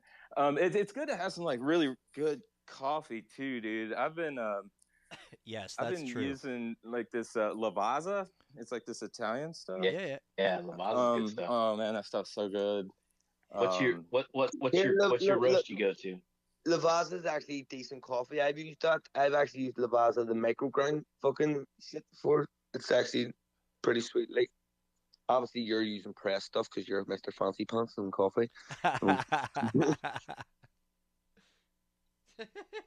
That was In all fairness, right? I love it, man. I'm really taking the piss. But do you ever get this? I don't know about using them. Just throwing it out there. But like years ago, I used to not really give a fuck like what coffee like I drank. It was weird. It's like I don't. Do you remember sort of becoming like a coffee connoisseur or like gradually drinking more coffee? I can't really remember when I was super young, like or a young adult drinking that much coffee, and then all of a sudden I just turned into this fucking like coffee freak. But after a while, like see like with instant coffee and shit in the house, you would just if you drink enough coffee and generally when you're getting it when you're out and about, you're always like drinking like ground up like proper fresh ground up beans and shit. right. And then whenever you can make a coffee at home, you're like, this tastes like straight up ass crack. This is fucking shit. Yeah. And then you become like a coffee connoisseur, and then like you literally end up like only going for specific brands or particular types and stuff. And like, do you get that as well? Fuck You yeah. go like very very fussy with your coffee, or is it just like whatever? Coffee snobs. I hate like most of the drip that I do at home, and I just do the drip coffee maker. Like I buy pretty decent coffee. I don't grind my own beans, but it makes a world of difference. And when I just spent 2 weeks in Italy and drinking the coffee there, and then I came home, and then I was like, fuck this. I can't drink this garbage that I'm drinking here at home. So I had to go up. Exactly. You know those I don't know if you guys have Tassimos down there or like Keurigs, like the coffee pods. So I had Yeah. to go. So like for the last few weeks, I just did. I ran out like this Friday, but I fucking went out and bought the coffee pods with all the fancy coffees in it because I was like, man, I just cannot drink this fucking shitty drip coffee. Oh man, the Keurig is the worst thing to happen to coffee since fucking Starbucks. Like, I'm rolling a percolator like on Poltergeist, Yeah. There you and go. and a lot of complaint on the percolator, is the grounds and stuff in there. I got a burr grinder. I got it set at like 3/4 course, and then they sell these little light filters that really Nice. grab the chunks. But it's And I mean, plus, and it's hotter. It's hot. yes. So then if you wanted to add something to it or put it in a thermos, it's ready to go. Or like the drip is like not ready for thermos. No, you got to let it sit there. You got to let it sit there on the burner for on the drip hot plate for a few minutes to let the whole fucking pot get warm. Yeah, you're totally right. But the percolator is the great way. Like out at my cabin, that's what I ran for years. Was exclusively a nice. I found a nice tall because I used to have like the old school, like just like the cowboy tin coffee percolator, and then I found out that Corningware made some badass coffee percolators back in the day. So I got this beautiful Corningware one. But I don't know. I kind of think the grinds and the shit like that is part of drinking percolated coffee, man. That's what keeps your fucking teeth clean. Percolator is real like old school like camp coffee. Like Yeah. it's real Yes. like settling the West. Like we need coffee to get these fucking horses to the next from Colorado to Nevada That was kind of shit. last weekend. I was out off road. I was going overland trying to find horses. First person shooter on my picks. There you go. And then you need that percolator coffee, man. You gotta hang it over a 3-beam across your campfire, and So innovative. When you were out getting them horses, was that for the horses playing pickleball? Was that the horses playing pickleball that you? The horses playing pickleball. I think you guys saw that one before. That was I think that was a Memorial Day weekend. Coming back from I went to Lake Powell, and I came back through Zion, and then there was this like sideshow little place that had like a petting zoo and like a western town and sold ice cream, and that's where I picked up that one. Remember the one with the wagon? And that horse Oh was yeah, there. yeah, the wagon. And I sent the original picture so you guys can see where it started from in the chat, Right. Yes, I do remember that now. and you can just see the pickleball is already there. I mean, It was natural. no, it was. Good times. so did horses invent the sport of pickleball? I'm trying to read through the description now. Well, Or if they you just started actually playing pickleball here. so my I tweet feel like my they could have tweet invented it. so my tweet the tweet description was like the Tony Hawk and CoQ10 and good healthy joints, but the actual description, um, what I was playing off of is more of horse racing and the dangers of horse racing, and then I put that with the dangers of old people playing pickleball now, and that's if you kind of read into it, then you'll see it. Yeah, I was reading from the bottom up. I'm reading from the top down now, and I'm getting a little more what you're saying. Yeah.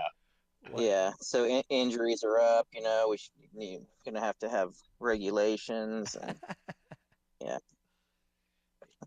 Tell you, innovative. Like that's definitely any of your pieces. If people are not reading what's written down, they're missing. Well, I want to dig into this a little more now. Why is there a wall of HP ink cartridges underneath what looks to be the outside of the Long Beach Aquarium? So what that is What is going on here? okay. So the base picture is a Fry's Electronics, one in North County, San Diego. I did manipulate the back wall because there's actually a chandelier that was sticking there, and it had shopping carts. And like my first concept when I You started still have on the it shopping was, carts in there. yeah, it was the cart before the horse kind of idea I had going, All right. and then with the carts there, and then the cartridges, that was the main Cart, theme I was going for. And then I was carts just and looking at it, cartridges. I'm like, this is a pickleball court needs to go here. And I already had the pickleball. It was there. I just had to grab a paddle. And then all my work, I do it by hand. It's all just like, I just do it by hand. I don't use magic wand or anything. I use like just basic editing. So I use erase tool, Yeah, drawing, I like, love it. yeah. It's like Respect me. for that. You can see like Respect. you can see the rough edges at the back of the court and everything. Like, Hmm. oh, I'm gonna I mark Yeah. this out here. I Yeah, pinned I love it. no AI, no AI. Just yeah. That's just how You I know, work, so I respect that. just I natural do, horses playing I do that pickleball. a lot too as well. That's why I'm sitting going respect because like as much as we're all like technically fucking advanced, that we like know what the crack is in terms of what's going on with technology in the world and shit. Like I'm a fucking dinosaur when it comes to all those like fucking magic tools and fucking background erasers and shit like that. I'm a Microsoft Paint sort of guy, to be honest. I pinned that. I I pinned mean, the you've all seen my work, so the piece that Willie and Innovative were talking about is up at the top there. If anybody's interested in looking, just because it's kind of interesting to picture it in your head. well, and I mean, it always goes back to like this is why I love being able to talk to you guys. Is like the cart before the horse. That's not in the description anywhere. I never would have gotten that. I love it. I Yeah, had It's to leave, fucking great. guys. I had a good time. Take care. Bye. Good night, mi Tito. Thank you very much for Bye coming out. bye. Thank you, me, for hanging with us. Bye. Bye. Off into the ether. She's always so fun. She is wonderful. She likes to drive a stick shift. Right? Which I is actually wanted to ask her where she lived in North Carolina another day. another day. Here, can I ask you a quick question? Sorry for interrupting. Just you, only you mentioned that. I was like fucking going. Is that like a thing in America? You all like drive stick and drive shift, like a stick shift, or is that just gears? Because over Yes, here, yes. there's two cars. There's an automatic, which is literally just like fucking drive, reverse, and neutral, right? Which is like a stick on no in the middle console or just under the steering wheel, or gears, Yes. which is, it has a gearbox, first, second, third, fourth, fifth, sixth, Yes. or whatever, and reverse. But like 90%, 95% of our cars over here all have gears. Like so, like it's like driving gears as standard. Like that's the Yes. thing you say that you just drive stick or drive shift. What is that exactly? Is That that automatic or no, what? you're totally Sorry, you're just you're totally correct. Driving stick is driving gears. Is Also known as manual driving standard, yeah, driving a standard transmission. manual I think transmission. it's Manual. regional too. I don't know if it's regional or time. I mean, it's not even most all cars are automatics now. Well, And North Americans are very yeah, soft. North Americans are very soft and whiny. So over here, the vehicles typically end up sucking, and like Yeah, basically a manual vehicle. there's very few that are still made in a manual No, transmission. no, manual transmissions are going bye bye. But that's the one thing about Europe. Like when you go and rent, like when I go to Italy, it costs extra money if I want an automatic transmission because it's just not common there. Like they don't. That's not how they ride. Over here, yeah, like there's companies that are like totally phasing them out. Like Ford, I think, doesn't Ford only have like two models that have sticks now? I'm trying to think of any of the models I can think of that are in stick shift, and I can think of which I think like the high end Dodge Challengers, like the fucking Hellcats or whatever, I think like which the which cattle the they stopped producing already. So, but I think those came in a manual. Do you, Camaro, a high end Camaro, a Cadillac Blackwing. You can still get a Cadillac and a manual. Yeah, the Blackwing. Oh, Yeah, these are like specialty cars though Yeah. Yeah. that come in the manual. It's just for So that. I think you can still get a Jeep Wrangler in a manual, but I think it's almost a special order at this point. Yeah, no, there's like so nothing that comes manual anymore. Ford, I And then would think maybe like a Focus. Like if they're even still making a Focus, you can maybe get a Focus in Yeah. a manual. Yeah, I think anything rally. I don't And think then you can the, get. I the don't think you can get anything Toyota in a manual at all. No, I think well, they've not here, no. But Yeah, not North if you get America. a Helix, what? Yes, in North America, yes, because the Helix and everything out of Mexico, but um, not United States, Not okay. Yeah, not Canada. US. Yeah, it's sad. I mean, to me, grabbing gears is the way to go, man. Like that's. Don't get me wrong. When you're stuck, like on a freeway and really shitty stop and go traffic, a fucking manual transmission starts to suck after a little while. But all right. uh, But the old Tesla, there is no gear. yeah, It's like a golf cart. Oh, and it's fucking beautiful.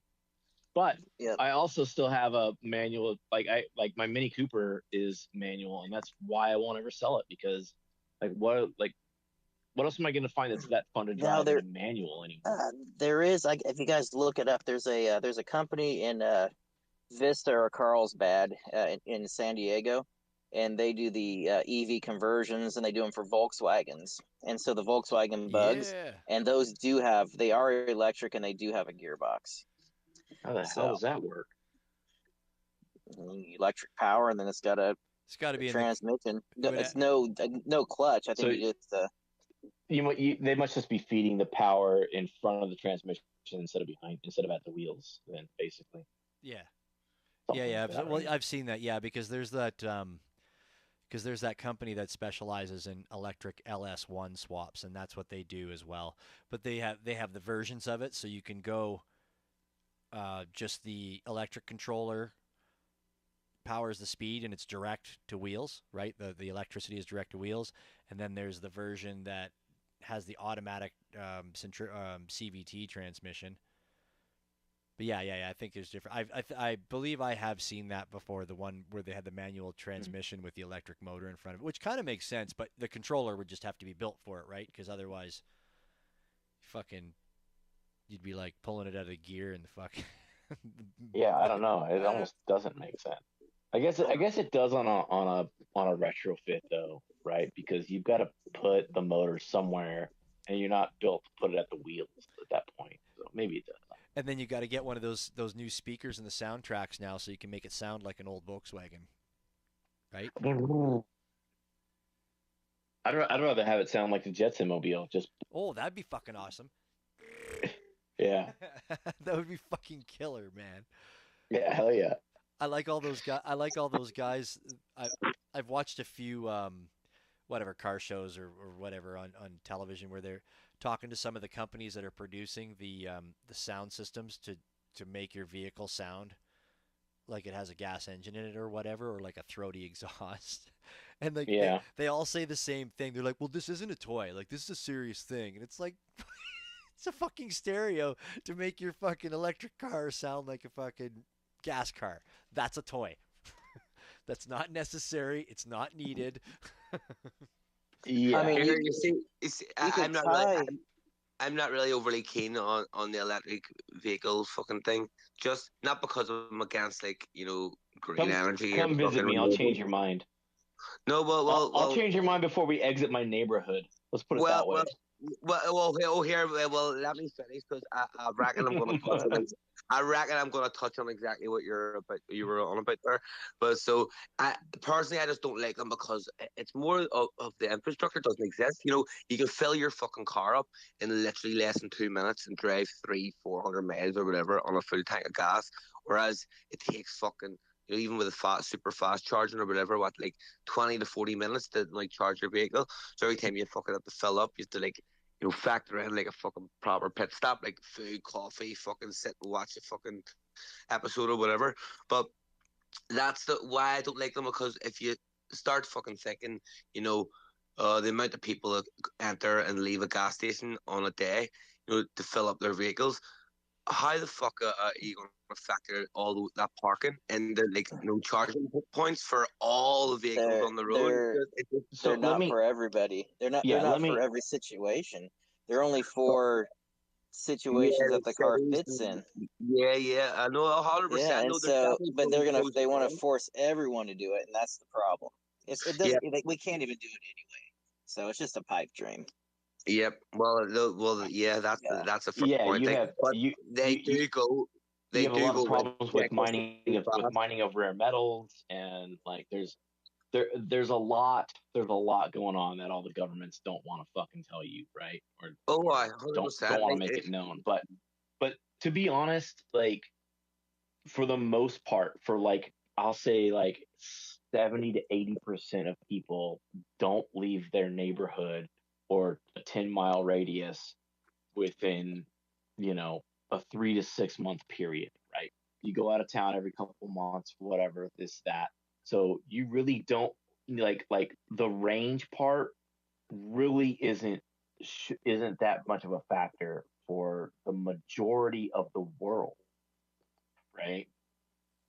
You know, now Yeah, it's now just something that everyone plays on an awful lot because it's like one of those things. It's like, oh, the range, yeah, blah blah. You can't. Yeah, but yeah, that is a fair point. How well, often do you but I actually mean, be but traveling 300 miles in a day, like yourself? Do you know what I mean? It's like, yeah, I mean, yeah, because I don't like I've been out of town once since we've had Tesla, and it was fine for us, right? You know, it's just me and my wife at the time. We went out of town. We had a great time. We spent 10 minutes to charge. 10 minutes to charge when we got there. That was it. That was all. You know, it's no more than stopping to get, you know, to go inside, take a pee at a gas station. Have a little shag at the gas station. Yeah, right. So you know, that was a fairly quick trip. It was only like 300 miles away. Right. It wasn't like a super long 600, 800 mile trip, and that's the only trip we've taken in like 3 months.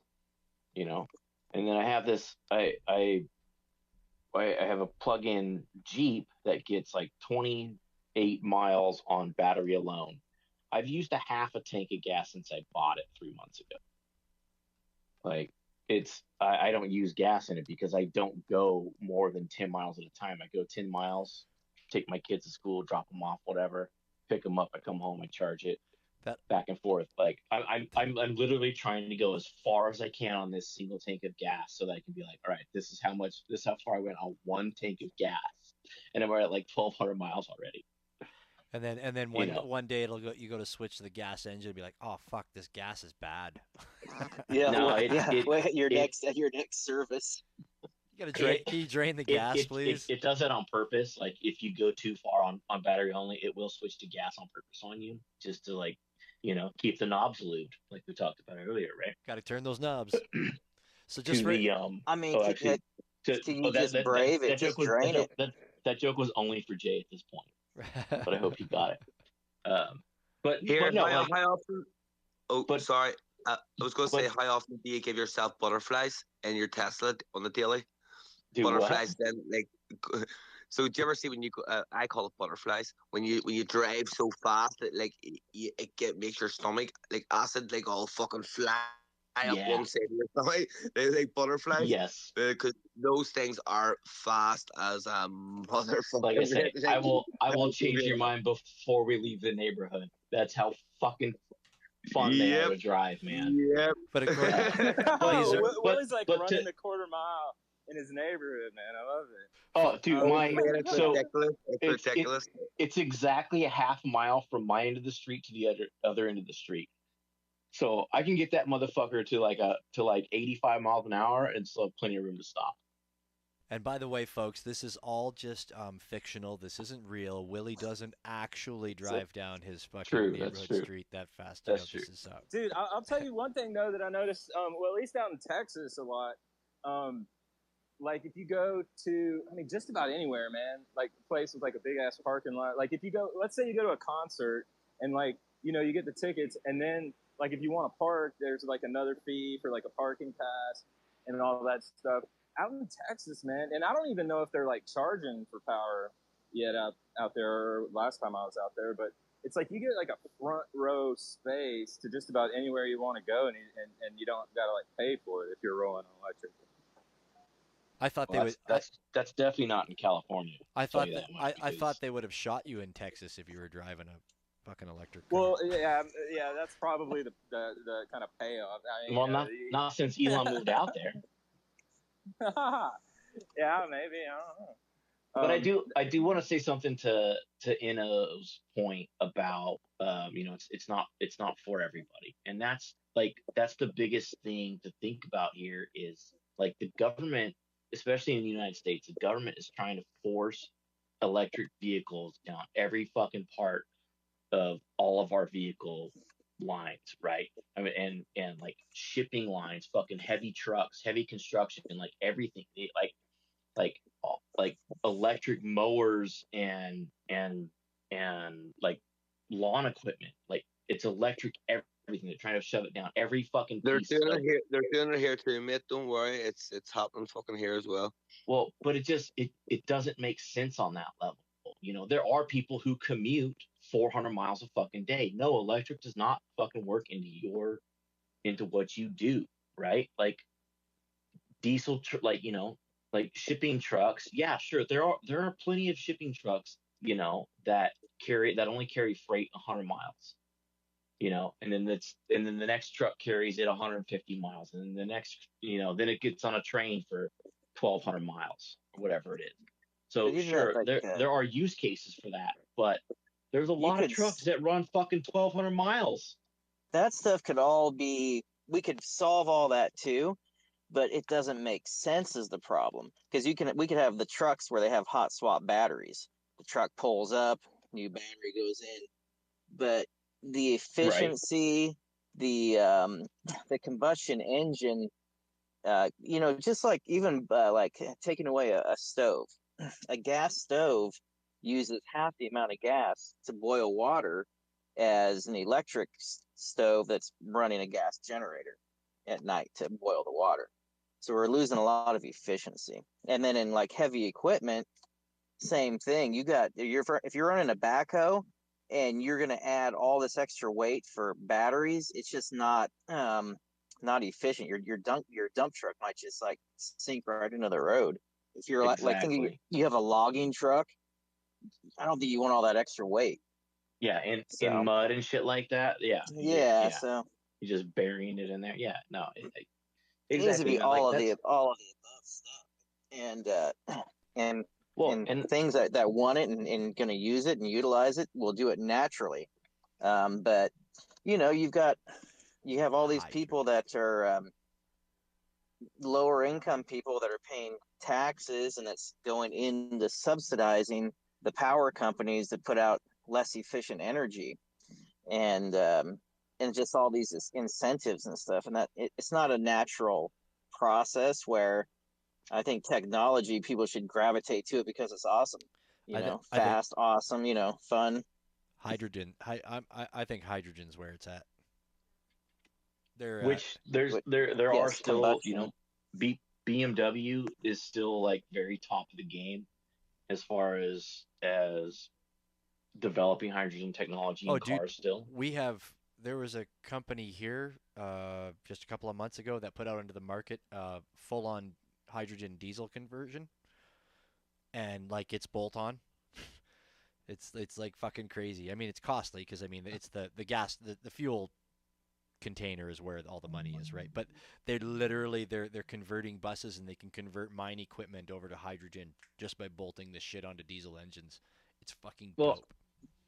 And that's where you really start to have to go, like, where's the fucking money, Lebowski? Okay, like we completely skipped over fucking biodiesel and recycling French fry oil to run our diesel trucks to mine fucking lithium.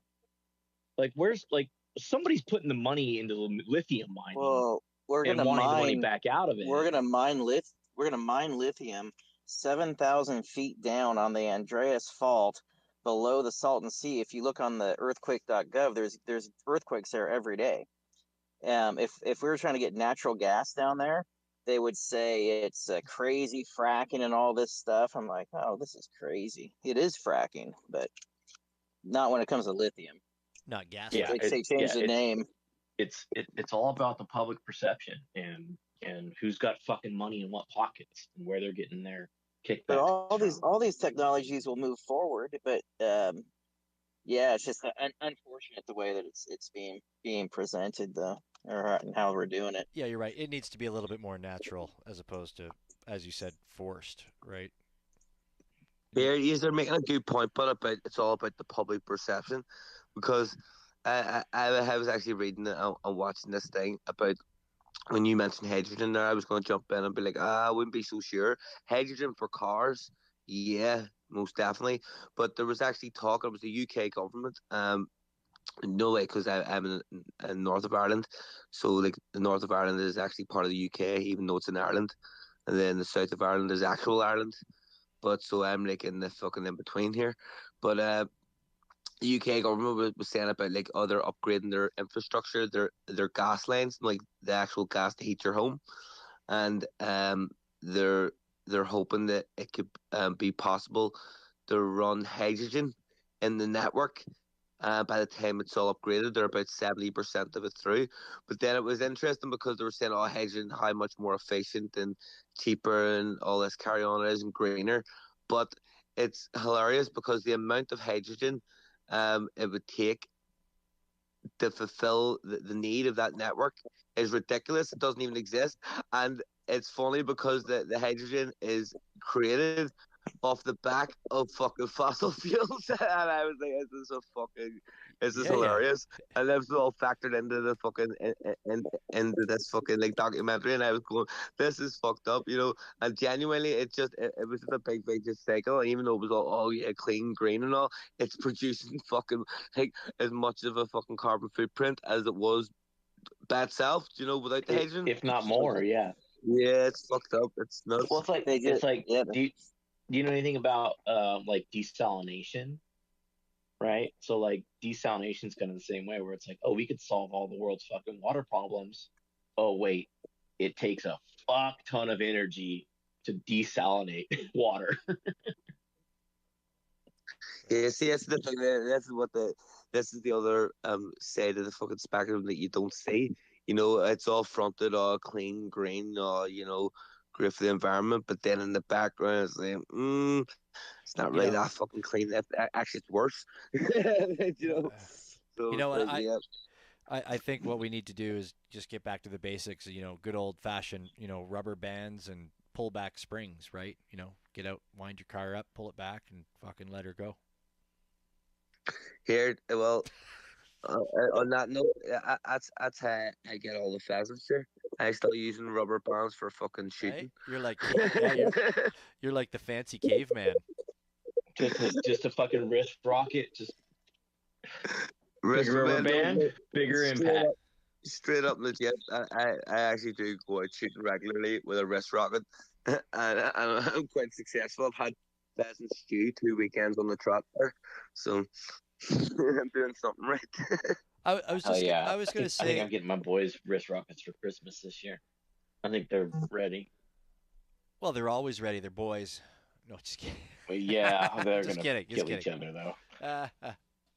And in all fairness, Mason's mum was cracking up with me, like giving off shaking, because because he was playing with Daddy's catapult, and he was going, shoot the birds, shoot the birds. Now he's only 2, and he doesn't even really know how to he doesn't know how to shoot at all. He's just seen me with it, But he's holding it already properly and pulling the bomb back at a struggle. But he's like, without me explaining to him, he already grasps the concept of what Daddy's doing. And she was like, "You stop showing him that. No, he's only bloody 2, Paddy, and all blah blah blah." Like, what do you want me to do? Do you know what I mean? It should be. It's not. It's not. It could be worse. I could be not showing, and not flipping, letting him play with it. And she goes, "That's exactly what I want you to do." And I was like, "But where's the fun in that? He's a fucking boy. You know what I mean? He's chilling with his dad. Leave him alone. Leave me alone. Go away, woman." It's not a problem until you get a rock in the side of the head, and you go, okay. Yeah. See, that's the. I haven't actually given him anything to shoot yet. So I haven't let him actually get his hands on ball birds, which I don't think I will do. Like Oh I'm not fuck. that flipping irresponsible, like, but I Kids are just let him sit kids out and are do his thing and just fucking see where Uh, kid what takes his fancy and oh, I what he's gonna Are do. you allowed to have cannons over there? We have these little cannons that shoot golf balls now. Is that Holy shit! No, definitely not. can you have that? Can you build one of those over there?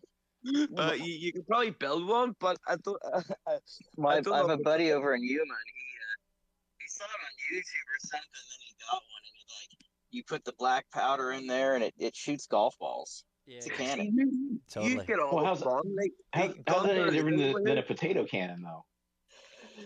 I don't. I I mean, think a other potato than cannon we uses used to, air, yeah, right? or we used to use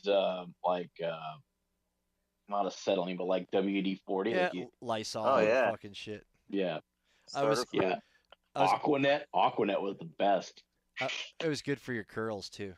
I remember those little, or sorry, not remember those little mini cannons, but they're badass because they're like little replica cannons, right? That's what you're talking about? Like fucking Yeah, yeah, they're yeah, little tiny. yeah, I think he saw it like last 4th of July or something. But yeah, they launch a golf ball. yeah. I'll Like say, what's the range on this? I don't know. I think I'm sure Probably you can Hardly. further than my shoot it. backyard. You Yeah, can shoot it probably. out into the ocean, and the golf ball you should be able to get it back from the surf.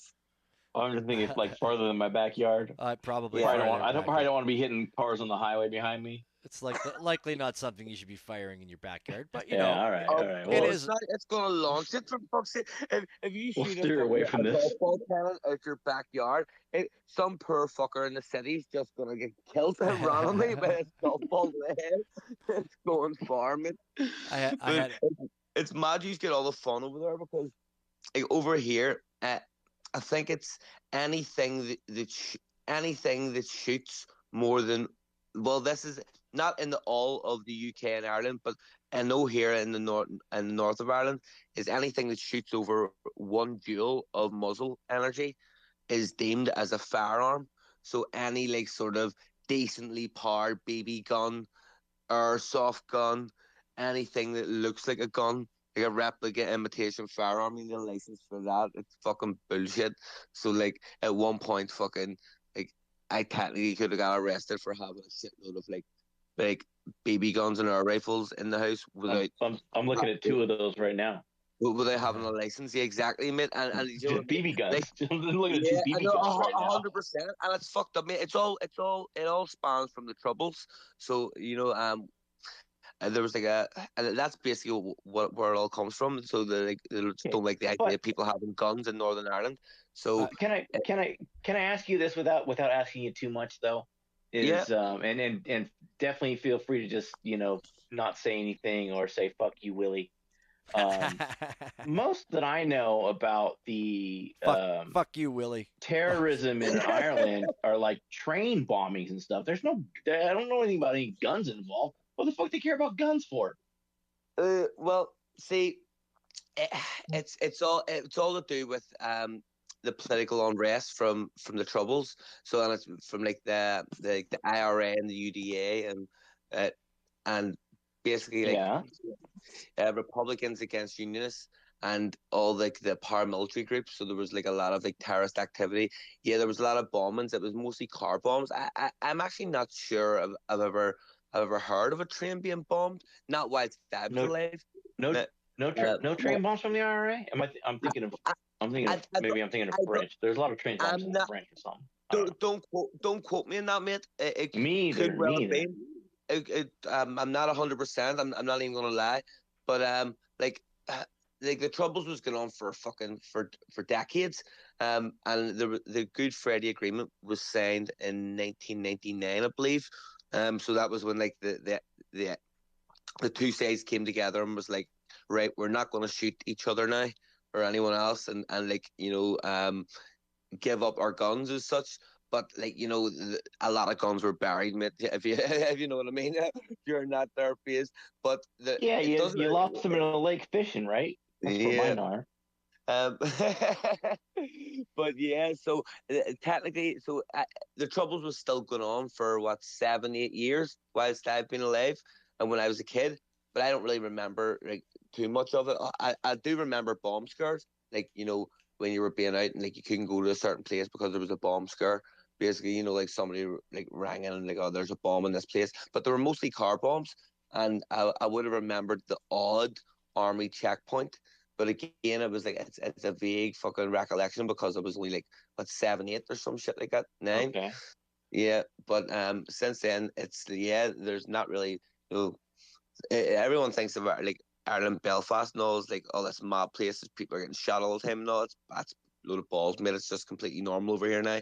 You do hear the odd thing happening now and again. There still is sort of like some of that shit going on, but it's very, very minimal. But it does still happen. Like but as far as guns are concerned, that's that's why our laws are like that. Just that spans from back in when the troubles were on, because guns were like all over the place. People were getting shot. So anything over 1 joule of muzzle force, which I think it's like 420 feet per second. So that's like most That's projectiles. nothing. Yeah. I it's know, nothing. man, it's fucked up. So anything over that, you need a firearms license for, and in order to get a firearms license, you have to apply for it from the police, and you have to have like landowners' permission to shoot. So the only like over here, the only sort of legitimate reason to have a firearm, what they would believe, it's not for defense or self-defense, it's for like shooting or like land control, or like or Varmint control. or game Gophers and shit. that. Yeah. Yeah. So that's basically it. So if you have anything that shoots over that, you need to get a firearms license, and you have to get that from the police. And then you have to have like a guns fucking case, and have to have your ammo separate and all this fucking shit. Then you get random police checks and all, like unannounced police visits just to check your storing all your guns right. No, it's not even worth the hassle, man. Honest to God. But a catapult is completely illegal. Even still, from what I know of that, is like even still, like when you can get a gun, what like you would say is like you're still really only getting like maybe like a 22 or like a high power air rifle. And I might be because I know there's like I don't know, London area, England, whatever. Like a lot of the air rifle manufacturers are like out of the Great Britain and England area. Do you know what? That's actually a great point. Yeah, it's funny because even though like where I am here, it's part of the UK, but it's also Ireland. It's fucked up, and again, that was all part of the reason why the trouble was over and stuff. And so, like over here, you can't get shit anything over 1 joule, and if you do get an air rifle or something like that, it has to be two-toned, so like blue and black or like some type of color in it, because it can't look like a gun unless again you've got a firearms license or a replica imitation firearms license to do airsoft and stuff. I know it's a load of balls, but if you get a ferry like and go over to England, right? Like I can literally get a plane or get a boat to England. It's still part of the UK, so technically, even though I've left the country and I've went to another country, I'm still in the same country. If that makes sense, right? I can buy a fucking handgun in England. It's 6 joules, up to 6 joules legally. It's like you're going up to like 1,000, over 1,000 feet a second, and a rifle up to 12 joules. So like, and that's like a 177, a 22. As long as it's shooting less than 12 joules. Now, 12 joules will put a fucking hole in you, and you don't need shit for that. You like literally, you just need ID, like so that you're over 18 or whatever, and you live in the UK, and you can buy that over the counter without anything. Yeah, so those are all air powered. Yeah, I know it's fucked up, man. It's not so because that's what we buy as air rifles over here, but they're all developed over there because of your laws, because your laws are so strict. They've developed air rifles so fucking great that I can fucking pop out a squirrel from 600 yards in my backyard. Yep. Yeah, and you're right. Birmingham is a big rifles manufacturer. I think that there's like 2 or 3 rifle manufacturers in there alone. But yeah, like the air powered stuff, it's ridiculous. But again, it's stupid how you can literally get a ferry across the water, buy a fucking 12 dual rifle completely legally, and as soon as I come back home, it like I get fucking 7 years in jail. You know what I mean? For not having like a reasonable idea. Like you could, I suppose you could fucking say, oh, I didn't know, blah blah blah, just as long as they're not listening to WX8BK recordings, like. But fucking, Which sounds like a gun manufacturer or a gun model in itself. yeah. WX8BK. It does all right. So, yeah. It's either a radio station or a gun model. I don't know. We're not sure yet. We're So going with back radio to the station. point, back to the point, like we see when these guys are all talking about like, oh fucking like golf ball cannons and black powder and all, I'd be going to myself, fucking goddamn Americans fucking get all the fucking fun. You know what I mean? So it's like Yeah, well, we also have get school that over shootings to here. deal with, so that's a whole different episode. Well, there's that too. Yeah, thankfully I don't have to worry about getting shot like on a daily basis, which is I good. I have- suppose. Not me worried about getting. We're about sending my kids to school. Right. You got to worry about the people that have cannons. It's the cannons that are the problem. Random I golf know, balls right? flying through the sky. Those cannons, those cannons. Just I was thinking, I had a roommate years ago, and I ordered those for him. Except they were little ones that shot BBs, but they were little tiny black powder cannons. They're little itty bitty guys. Like you had to fucking load them black powder and pack it in with a little tool and like put like wadding in there. But they fit a BB. But they were like these badass. Like they were all like replicas of real cannons. So they were like really badass. And you put a piece of fuse in them and light it. You could like shoot down beer cans and shit. GameStop actually, I think ThinkGeek before GameStop bought them used to sell those. They're awesome. That's where I remember seeing them. I would love to have one that shot a golf ball. And that's the funny thing. That's one thing I was kind of thinking here with our rules as you guys were having the conversation about the guns. Like I think it's we're similar here with air rifles. Is that any air rifle, if it's under 500 feet a second, you don't need any permits. But if it's over that, you do. But any gun, you have to have you have to get a gun license. But and go through the background checks. But it's so funny though, because I can go buy a black powder cannon, no problem. It's no big deal. I can go buy a black powder cannon and like fire big balls at you and shit like that. Or I can buy everything to build a gun in pieces, and I can buy ammunition, but I can't buy. You don't need to. You already own it. What's that? You already own it. You already own everything you need to build a gun. You own a 3D printer, man. Oh yeah, no, that ain't happening. Shh, don't say that. They're literally outlawing Yes. 3D printers in New Yes, York and I other know. states. Yeah, no, my dad asked me years ago. He asked me about if I looked into that, and I was like, Dad, I am not even fucking going to click on that fucking link. There's no way I want anything to do with that. They just did a big raid on people here. But yeah, I can go buy every part for a rifle in pieces legally and then put it together and have a gun. I thought that's kind of whack. Well, I mean, it's the same thing with a Anyway. pipe bomb, though, right? You can buy every part Yeah, for a no, pipe bomb, that's yeah. Well, it's put it exactly, together. exactly. Like it's If people it's really just no different. no, it's like You can buy. Okay, the Oklahoma City bombing took out half of a fucking federal building, and it was fertilizer. two very common chemicals, fertilizer and gasoline, Diesel. basically. Diesel. Yeah. This is not the anarchy. Yeah, I know. It's there's yeah. But yeah, I mean, it's all about intent. 100%. You know what?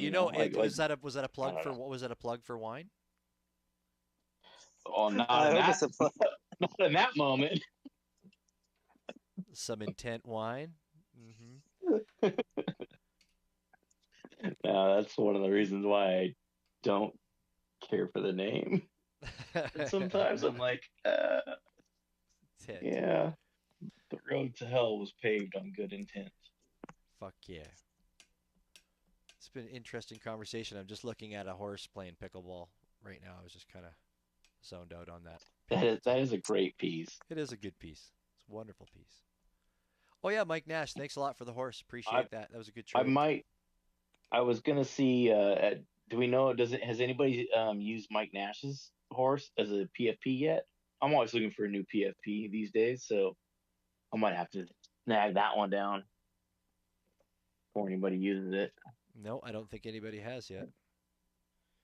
Yeah, I wonder how that would how that would fit in the old circle. I didn't even think about that.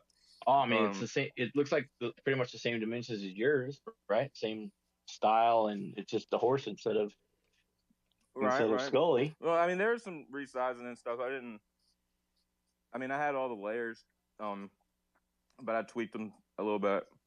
Um, yeah, it was just kind of cool though, man. I don't know. I was going so fast. This is funny. So I'm sorry. I'm like eating. No Um, worries. so, Pop Lazarus hit me up. He was like, "Yo, are you making a horse for horse training?" I was like, "Hell yeah, man!" I was like, "I got it kind of all built in my head, um, but I need to put it down and make it."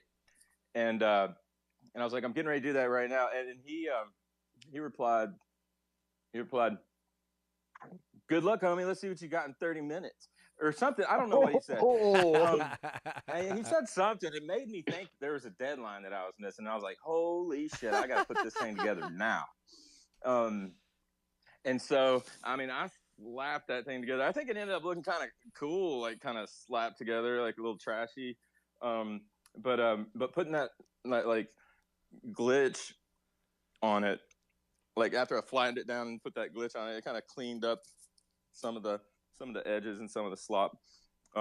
Man, textures and glitch and stuff like that really are a lifesaver in some situations. But I think it turned out pretty good, man. I'm glad you appreciate it. Yeah, try it out.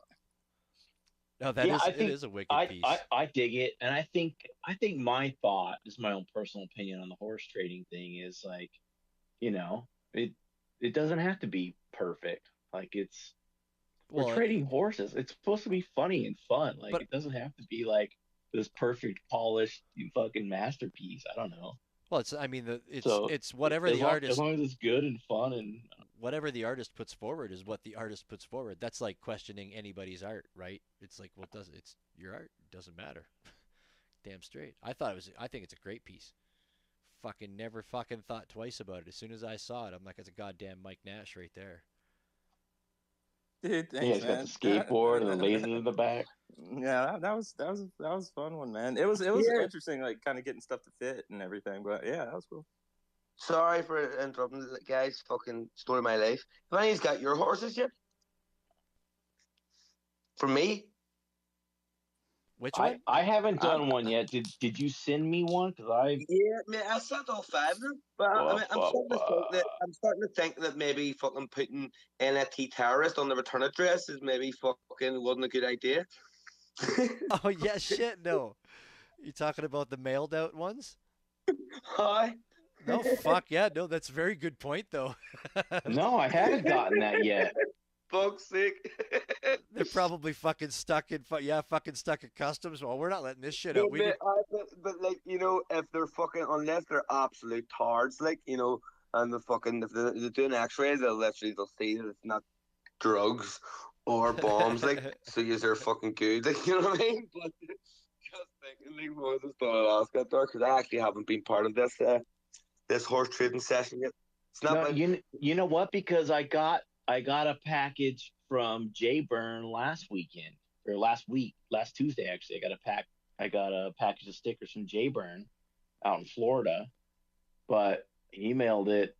Got to be a good 2 weeks after, at least after you asked me for my address. So yeah, I don't know. And that was in Florida. Yeah, I was from Florida. Holy shit, man! Fuck's sake, you might get it sometime next year then. Fuck's sake, if that's the case, Jesus. Yeah, fuck, I don't know. That's nuts. Well, fuck, I just thought I'd ask anyway, like, because I've been waiting on it coming, like, one of you going into the group chat, be like, fuck yeah, look at this ball. Oh, yeah. You'll definitely. I have been waiting for it. But I was gonna say mine hasn't even hit Canada yet either, because usually with here it takes 4 days to mail across Canada. So you'd figure, I don't know, unless mine went to a fucking American post office first, which it likely did. Right. They probably do shit like that. But I don't know. Yeah, mine hasn't. I haven't seen mine yet either. Shit, man. That's been like five Like a week, month and a half or something like that. 5 weeks now, hasn't it? Yeah, something like it was just before I went to Spain, wasn't it? So fucking that was like what 20th of September or something like that. Yeah. What the fuck? And you Well, you did actually mail them out then, right? No, Like, but I was gonna say I'm starting to think NFT terrorist is fucking part of the problem here now. no, I was gonna say if it's just like regular post, I was gonna honestly say that I think 6 to 8 weeks for like a letter regular post is not unrealistic from overseas. Why was I so like convinced it was gonna like you were gonna get it in like a week? Well, I mean, Maybe fucking I like, I that's thought a long time, mate. Like I for some reason I was like did not fucking think that now. Thought it was gonna be a lot quicker than that. I Fucking mean, hell. I feel like American mail like should only take 3 days to get across country. So yeah, I don't know why it would take another 6 weeks to get to America. I don't know. I don't know I, what I'm I, with I you. think I'm with you. I don't know I what think Is you all got I'm to saying. sell everything. I sell stuff to myself on eBay just so I can get it there. There you go. Of course, I am still waiting on a package of stickers from like Pennsylvania from like a year and a half ago. It's a Yeah, different story though. From you take something. somebody in the NFT world. I think he just didn't send them. Yeah, you take something to the post office, a box. I want $50 to mail it. If Uh, you sell it on eBay, you take the box there. It's 12. right? Makes sense. Fucking brilliant. Fucking brilliant. Terror, I was gonna say what was I gonna say? I forgot. That's actually brilliant though. See, on eBay it doesn't work that way up here. Fucking mailing shit up here is So expensive. wait a minute. Innovative really ships shit to himself by selling stuff to himself on eBay. Am I getting that right? That's fat. Are you for real on that? 'Cause that's Yeah, brilliant. saves on the shipping. That's fucking brilliant. I just need a second house to send stuff to. like just send it to yourself, man. And that's it. The end of You the know, in all Eh. fairness, it's a good idea. I personally like we things like that. There's like we hacks or like fuck the system, fucking like like get arounds. It's like it's like not really that big of fucking okay. You're saving fucking what 20, 30 fucking bucks or whatever. Might be a wee bit of hassle, but it's just the fact that you can do it. You're like yeah.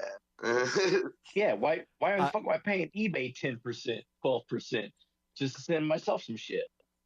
Because when Willie has to pick us all up to give us a ride, I can't bring all my tools, so I'm gonna have to ship them there separately. You don't need tools, man. I got tools. I got all the tools you need. I love. Oh, you know what? That's my favorite You gotta thing. you gotta As remember. I rebuild golf carts. as a fucking mechanic, I hate it when somebody says, "Oh, I got all the tools. You don't need your tools." Oh yeah, but I do though. And then I get there and go, "Dude, but take okay, just take this little plastic toolbox and give it back to your son." Yeah, no. There's a guy I work with, and he does that exact thing. He's like, when you're getting ready for a job, right? We're heading out, and be like, oh, you start grabbing all your tools and your tool kit and stuff. And he's like, oh, you don't need nothing now. I got everything here now. And like, and I don't even listen to him now. He doesn't even bars will ask me because we'll fall over that, fall over it that much. But like, you don't need nothing, whatever. Then you get on the job, and then you go to start grabbing, like, right, I need this. He goes, and then he's like, did you not bring nothing with you? And I'm like, are you fucking serious? You fucking think you told me not to fucking bring stuff, and you don't have fucking half the stuff we actually fucking need you to. Do you know what I mean? And now you're yeah. But I completely get where you're coming from, and that is so frustrating, especially when you're operating with someone else's fucking box and that you're not really familiar with. And yeah, so yeah, I get where why he would have sent himself the tools. Like, I'm sure Willie's got tools. That's okay. I'm not going to Willie's house to work, anyways. I just want to ride in the golf cart. Inno might be though, but I got fish tape. I got fish sticks. I got you know what I don't have. You know what you need to bring? You need to bring the little fancy wire dealy thing that shows you where the wire's at in between the drywall. I need one of those bad boys. The thermal imaging camera. No, I was just thinking like the magnet deal where you drop.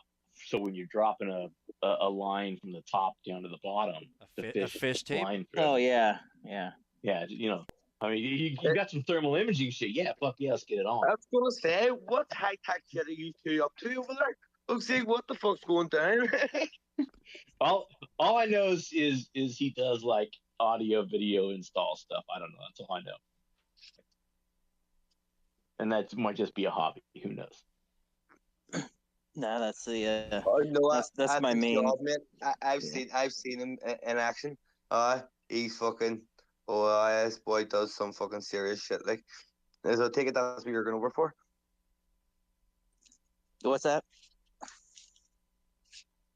I take it that's why you're heading to Willie's house to fucking hook him up. Yeah. Sweet. You've got the right man for the job, mate. You've got the right man for the job. Yeah, thankfully I actually don't need any of that work right now. See, there's one of those really good. There's one Anything of those. I need to wire is all not drywalled yet. I was thinking that was pretty entertaining. There was a good guy joke there, you know, talking about innovative going over to Willie's place to pull his wire, but I wasn't gonna say it. It sounds like you wanted to say it, you just didn't have it fully crafted out yet. And you're like, I'll just get the gist of it. You guys make it up in your own heads. I was trying to make it sound. Yeah. With the disclaimer. That's hilarious, man. I love you guys. Man, what I was gonna say, going back to like the shipping thing, and late to the game, talking about mail. I kind of had this idea. I don't know if you guys remember this, but like back in the day, like with like you get like Thrasher Mag or Transworld or Surfing or whatever, and you roll through there and you find like brands that you like, and if you'd mail them just an envelope, like a self-addressed stamped envelope, just put it in the mail, and you don't have to write anything or anything, and they would get it and they would take the envelope out that you had addressed to yourself with the stamp, and they'd stuff it full of stickers and send it back to you for free. It was like a thing. I don't know. I did it all the time. Even some bands did that. I was thinking about somehow like working that into to this Web3 world. I'd definitely have to get a PO box to do something like that. But it would be kind of cool to like do some like old school snail mail sticker distribution or something like that. I think that'd be super killer, man. Like, yeah, put it in the description. Like, if you buy this piece, send a self-addressed stamped envelope to, you know, and like make it, you know, I wouldn't just put the address in the NFT description, but nah, man. And I don't even know what I'm thinking is that I don't even know if like a piece needed to be part of it. I think it would do two things. I think one thing, it would like, you know, kind of get your art and yourself and your vibe like to people that maybe haven't collected you yet. I don't know, and I guess it would be like cool little deal. You could run it either way, though, right? You could, however you want to run it. Like if you wanted to run it as like a open edition of like 100, like basically for free, you know, 0.01 TES or something like that, and then just those who contact you and send you an envelope, you know, they get your stickers. Or you could do it for like 2 or 3 TES, basically enough to pay for your stickers that you're sending out. Yeah. You know, so you could. You know, you could approach it however you wanted to approach it, really. Right. Just knowing that I was thinking it would just they be have like to contact you. Like a cool thing that, like, I don't know. I think you would find out like who your like core hardcore homies are. I think it would just be like a tool to like see who would go through the motions, maybe, and then then maybe without then you advertising just buried anything, in a 101. Just like yes, Yeah, buried about in a that. 101, and like anyone who sees this, like put the PO box in a 101, and anyone who sees this PO box, you can send a self-addressed stamped envelope, and then boom, there you go. Like, and then you'll be like, oh, well, these are the people who are actually looking through, maybe even sell the, you either never sell the 101, or you sell it to, one of your top collectors or something like that, somebody who's never gonna really sell it, and then like that way it's just like buried in your collection. Kind of like that. There's something there. Kind of like that. Kind of like that painting that you sold, that the person could have exactly cashed in. Oh, on. Yeah, that was kind of fun little secret. Yeah, just kind of behind the scenes, don't advertise it and see what happens type thing. That was kind of cool. Did you ever get a hold of him that bought the NFT on that? No, man. I still got it. It's wild. It's wild. It's too rich for my blood.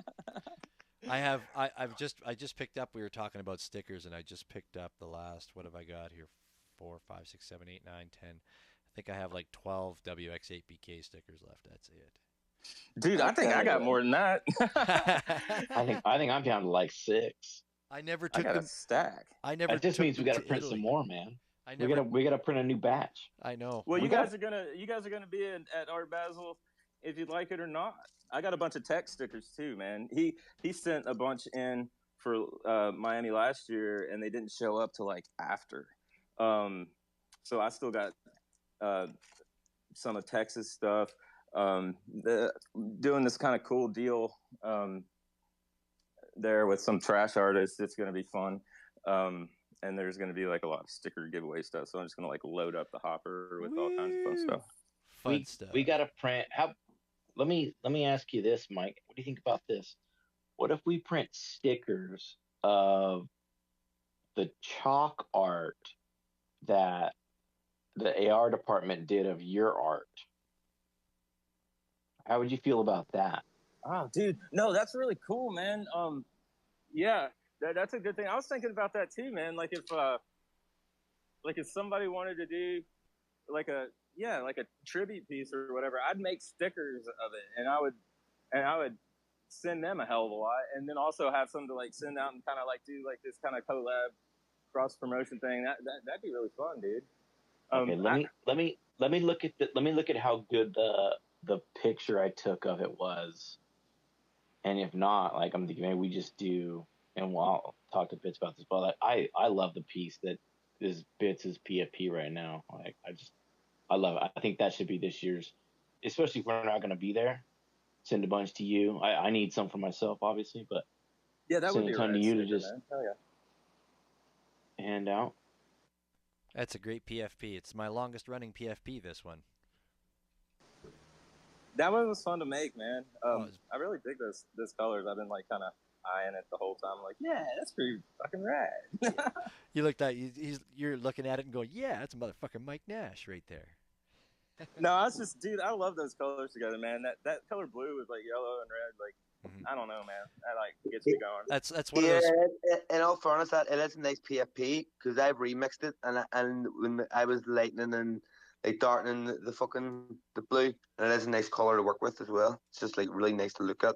Right. So yeah. Yeah, that was cool, man. I saw that. That was awesome, dude. I love it.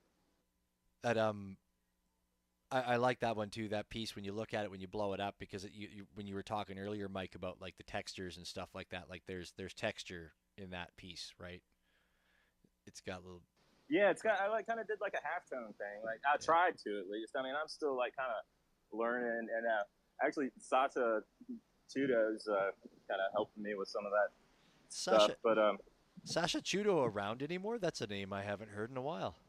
Yeah, dude, she's like really hardcore into like Pepe's now, and it did a collection. I picked up some pieces of these like really cool animated pixel jobs and stuff. But yeah, dude, she's around, man. I hadn't seen her on Tez. I had to send her a picture of that that toilet paper Pepe thing I made. I was like, I bet she'd get a kick out of that. Yeah, she's definitely been on the X though. I've seen her around, but yeah, she's like you said, real hardcore into Pepe stuff, Well, she hasn't which come up you on know, she hasn't come up on my feed in eons and eons.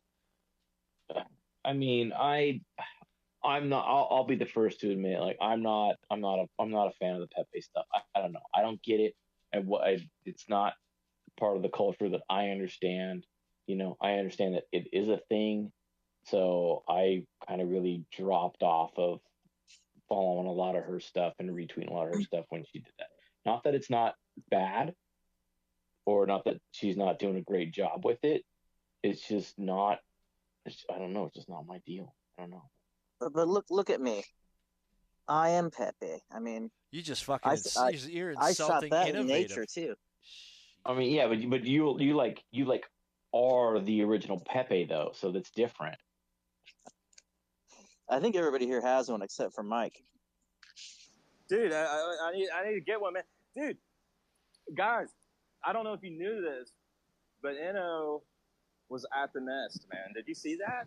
Eno was like when I was in Tennessee. Oh, that was Eno was hilarious. just, like, yes. rolling around, hanging out in the kitchen, checking out the. I did not see that. I want to see this. No, remember Oh, he dude. didn't he and he Yeah. didn't he write something in the sand out in front of the nest too, right? Wasn't there something written in the Yeah, sand? I was wondering who in the hell did that. No, that was like a fucking weird thing, actually. Like I had just gotten It in sounds town. kind of weird. I got in town like 3:00, and I like kind of went to bed. And then when I woke up in the morning and I went out on the balcony and I looked down, there was this somebody had written in the sand, really huge, like High Nash, 2023. And I was like, what the fuck? I was like, I didn't know what was going on, and it was a mystery. And then it innovated that stuff to coming down and hanging out while I was in Nashville, and so I felt a little bit better about that. It's a little less creepy. It's just the right amount of creepy. Actually, super fucking creepy. Love it. No, it's actually super creepy. No, that was fucking awesome. I remember seeing those. That fucking was totally awesome. Hanging out in the kitchen. Man, that's a trippy I don't know, ass Mike, kitchen, man. Mike, crazy. you do tell everybody, hey, come hang out. Even if I'm there, not there. Come hang out in the nest. Come on down, man. Yeah, Paper, like he's like afraid to trip in my spot. I would be too. In It's that kitchen. fucking high up in the air too. Oh yeah, that's another thing. Yeah. Fuckers up there. Man, it was so wild. Like I didn't really like Geek Myth last year. He was like not cool with being on the back. I don't know. I guess I'm just so damn used to it. If I look down though, it'll like fuck with me. Like if I like lean over, because the pool is like directly underneath me, and I'm like, I could probably make that. Yeah, I was totally fine with it, man. I think there might be something with some heavier drugs involved with these other people you're mentioning that makes them afraid of heights. Yeah, totally there fine was a with it. time in my life, man, like when I got like close to the edge of like a cliff or up really high, like it was this weird like magnetic like compulsion to like go over, and it was like scary that it's like I felt like pulled over or something weird like that, and that kind of messed with me for a long time. But not so much anymore, really. That's that strange self-harm thing that people have in the back of their minds. You're holding a knife and you just want to cut. I don't know, Yeah, man. It's just crazy. I'm just glad you're over that, Mike. Yeah, me too, brother. No, I don't know. It's like you get like super existential, and you're like, one split decision could change the course of history. Like I don't know. It's just like jumping off the fucking roof of a building into a pool. With me it's that feeling of that it would feel so badass to just fly. Right? Yeah. Everybody Yeah. loves it, right? Yeah. Yes. Talking about dreams, I have that dream a lot. Well, not like really flying. It's this weird like kind of hover levitation thing, and I really got to concentrate. But yeah, I've got flying would be pretty rad. You know what? Here, can I interrupt? And that's it's fucked up that you said that because right, I haven't. I genuinely can't remember the last time I fucking actually dreamed. It's weird. It's like, see, when you're a full on stoner, it's like dreams just disappear from fucking. I was like, legitimately, it's like you fall asleep and it's just like you go to sleep and you wake up. There's nothing in between. It's just fucking. It's the black cloud. Fuck's sake. But once upon a time, whenever I did used to dream, man, that used to be like one of my regular dreams that popped up all the time, and it was always like a kid, like just preteen, and it was all like a lot of the time it was just like random places. It would start like me like running real fast and like flapping my fucking.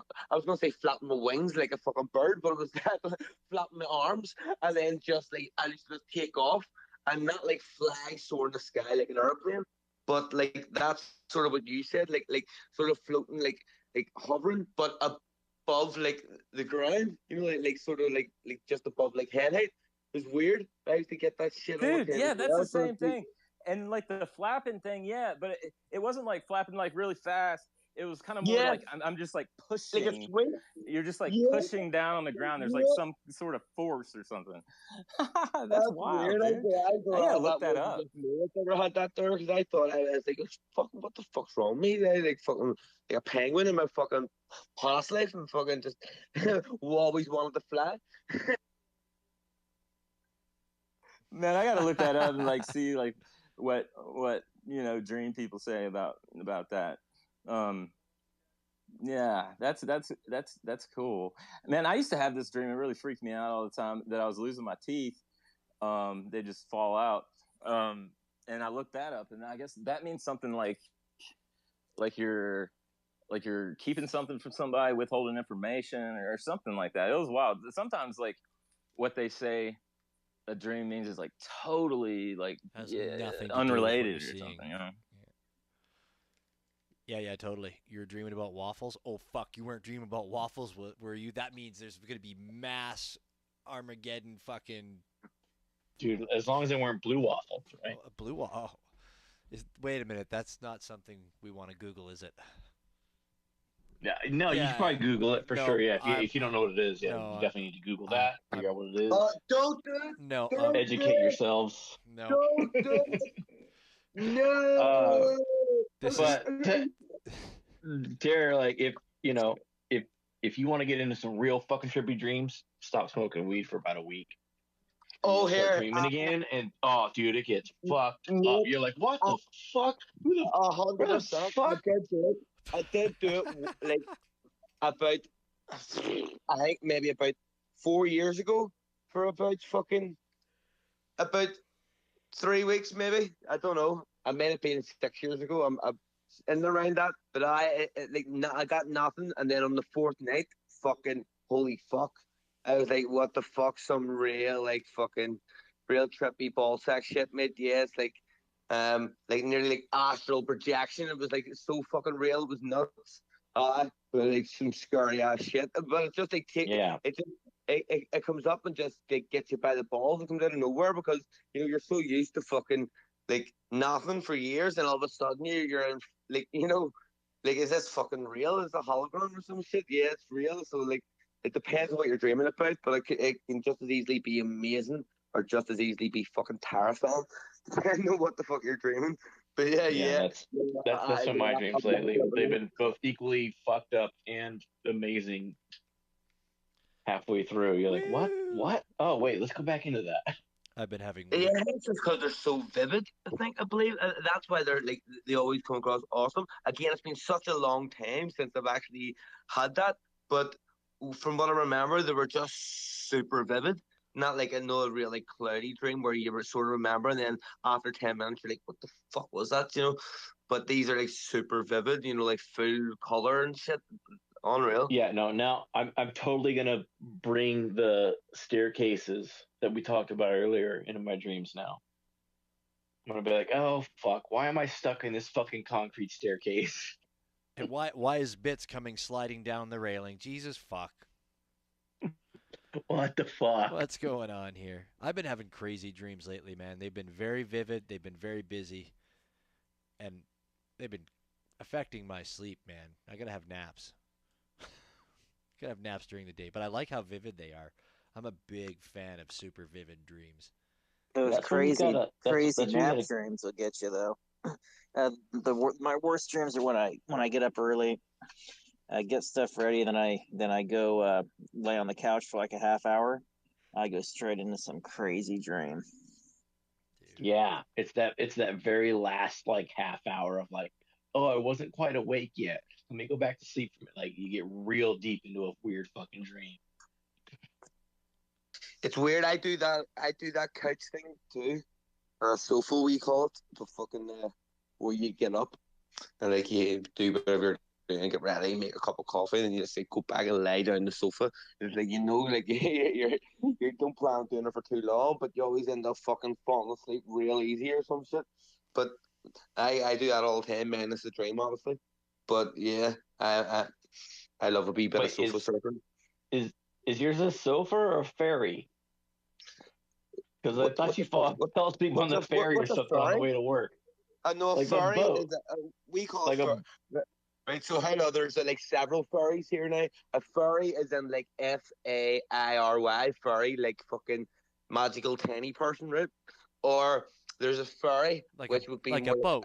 a ferry, maybe you would call it, is FERRY, is like a ferry that like a boat that Yeah. would bring yeah, you like that's what I'm talking about. The ferry, like a ferry boat. Like I thought you took a boat to work or something.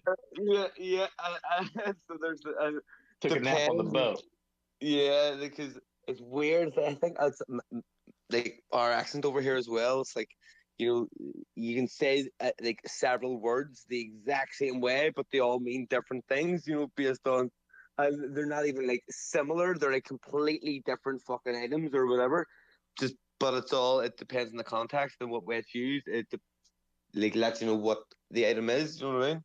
Like there's also like fucking like soap over here called furry. Like it's like washing up, like fucking what you would do the dishes with. It's a fucking. What? Hold on, this one's new to me. Yeah, I bullshit you not. Yeah, there's fucking. Hey, better still. There's fucking. There's one sitting right above my sink. I'll take a picture of it and send you it here now. Fucking. Literally. Furry max power. Furry lasts longer, mate. Much longer. Okay, anyways. That's what the advertisement I thought you took a nap on the way to work. That's what we were getting at. I know. I don't know where the fuck. Damn, we went into a rabbit hole of fairies there, huh? I don't know, mate. I don't know where the fuck I came from. You don't know with me. I have You to don't know what the fuck you're getting at. this last Oh, I love it, man. I just love it. I just miss y'all, you guys. I love it. this last 45 minutes I've been sitting here with my headphones on and I've had to click in and go, "Oh yeah, this is our fucking space." Like it's been quite the conversation. We've been all Praise over the God. place. Send you a picture of furry, mate.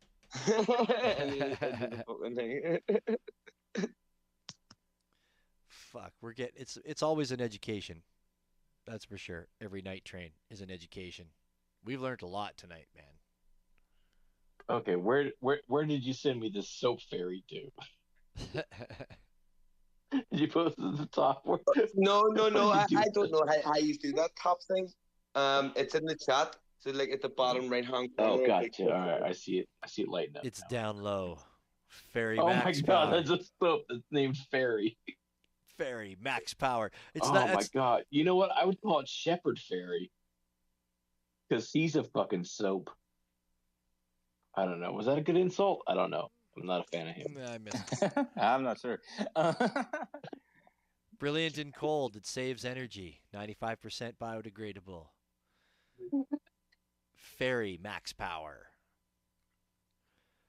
That's just I don't know. That's like two words. It doesn't go together. Where Fairy Max Power. I know, right? It's like this cute little, I don't know, forest like nymph, and then it's like a Power Ranger at the same time. Right. Right. You see, to be honest, right? That's actually right. Furry has had the same branding for years, the same shaped bottle, and it was like Furry lasts longer, much longer, and their wee brand was a baby, like a baby, like in a nappy, like walking, taking its first steps. Weirdly enough, that bottle I just sent you is the first time ever in my life that I've seen different branding, and it's sort of like a new range that they've just started, and it's an upside down squirty Ooh. up bottle. So like, there's no lid on it. It's just one of those bottles you like squeeze, and it just squirts out like ketchup, and then when you Ooh. stop squeezing, it just stops. You know, it's like seal proof. So that's like that's like new branding. They've rebranded there recently, That's just the way fucking. like fucking like Innovated did there. You know what I mean? But That's normally it's like a wee like a similar shaped bottle, but it has like a wee red lid on it, and it just squirts out, and you put it and you set it right way up. that's big innovation happening across the Atlantic there. Fuck.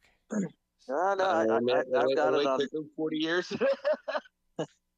They must have came first, but I just got one of those on my Dawn Platinum. It's got the upside down squirting orifice. I do not have mine is old school top squirty orifice. It's Sunlight or Palm Olive. Palm Olive actually. I'm sorry. Yeah, I don't know why, but I just busted out laughing there twice. You both just said orifice back to back, and I was like, what the Totally gotta be orificing. fuck? We're really professional around here, in case you haven't noticed. I know, man. I don't even know why you like give me the mic and let me come up to speak. It's like fuck me. It's It's like just you all like yeah, sound really professional. Like yeah, but like like really cool to know what you're talking about. And then I'm on and be like, yo, what's happening, lads? How's it going? What's the crack? Yeah, you're totally right. this just really like really reminds me of like the very first like couple months where we didn't have guests, we didn't know what we were doing. You know, we were just talking about Waggy Wine, and we were just hanging out, having a good time. Yeah. Like you know that like that this tonight really just like really reminds me of that. Like you know, like you guys just are friends. We're just hanging out. We're having a good time. Like this is a an extension of what the Discord chat would have been essentially. Like you know, we can't type so much. Like let's get into a voice chat. Right. Well, fuck. If we typed a 5 hour fucking night train episode, that would be like impossible, man. That would take fucking 20 hours. Which I've done in Discord. Yeah. It's like you Right. know, just typing all day long Yeah. when I know. when I'm not as busy as I am today. I was gonna say, Terror, what you said about why would we give you the microphone? And I'm like, yeah, right, because we were having such a hoity-toity, fancy, proper conversation before you got on. Fancy dancy. Oh, I just. Fancy dancy. I was wondering if that was gonna come out. Dude, my dad, we moved my sister, and my dad has been saying that all fucking week. And I'm like, wait a minute, you're just saying this. Fuck yeah. He probably listens to the space. He heard me use it, and he fucking just put it into his vocabulary. Oh no, the one time he listened to the space, he got mad at us for not asking enough questions to Kelly Telfer. That like we were supposed to know exactly who he was and do a 20-year history on him. That's a dad thing for sure, right there. We're never Yeah. good. We never do good enough for our dads, do we? Yeah. God damn it. We were never good enough. I'm sorry, did you talk to the man? That would have been, I'm sorry, Dad. I was drunk and I bought this picture for you. I had no fucking idea who this Yeah. guy was. Oh, and then I was sick when we actually did the interview, so I could barely speak. That's right. I do remember that. Fuck. Yeah. Fuck. Sorry, Dad. Fucking been a great space. Well, I think we got like half an hour left to go before we shut her down. Fucking Fendel popped in. How's it going, Fendel? Good to see you, man. Hope you traveled okay today. I think Fendel was traveling today. Back home. I could be wrong. Innovative? Oh, we got Innovative back. Innovative dropping in, dropping out. Rawhide. Last weekend's space was fucking fun. Last week's space was really fun. I enjoyed the music conversation. That was a dope fucking session. Got rave reviews on that one. Yeah, it was fun. I mean, it's always fun for me though. Oh no, it is always fun. Yeah, I'm not fucking downplaying any other space that we've done. There's never really been any space where I've gone, Jesus fuck, thank God that's over. I think when we start doing that, it gets to the point of that, then we need to reassess whether we need to be doing it anymore. If we Yeah. get to that point. It's interesting. That's another thing I've noticed over the last few months. Well, pretty much since probably about May, June. It's just how many people, how many spaces have disappeared and stuff. I mean, and it's a lot of effort. I mean, I touched on this a couple weeks ago on the space. Like everybody in here, whether you're an artist or running discords or running spaces or entire communities, it's a lot of fucking work for little to no monetary value and just doing it for the love of it and grinding. It's a heavy deal, and it's always sad to see things go. I mean, even Teztown, they've got two spaces that they've kind of put on the back burner, right? Because you need people. Yeah, yeah, man.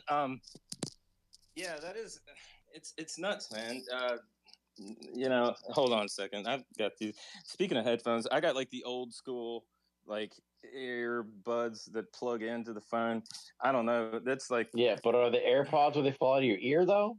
well, they're what do they call them? AirPods, or the ones that like have the cord, right?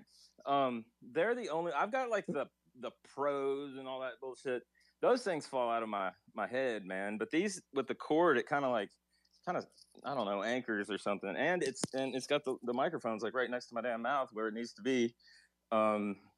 You sound great. When I was using the other things, the pros or whatever, the wireless jobs, like people were always like, we can't hear you and stuff. And then I just, get the old school and it works great. I mean, it's not like crazy fidelity to like rock out to some really rad music, but for something like this, man, I dig it. Except, I can't charge my phone at the same time. So, that's a thing. But yeah, what was I getting at? Spaces, the Teztown spaces disappearing. Yeah. Sorry.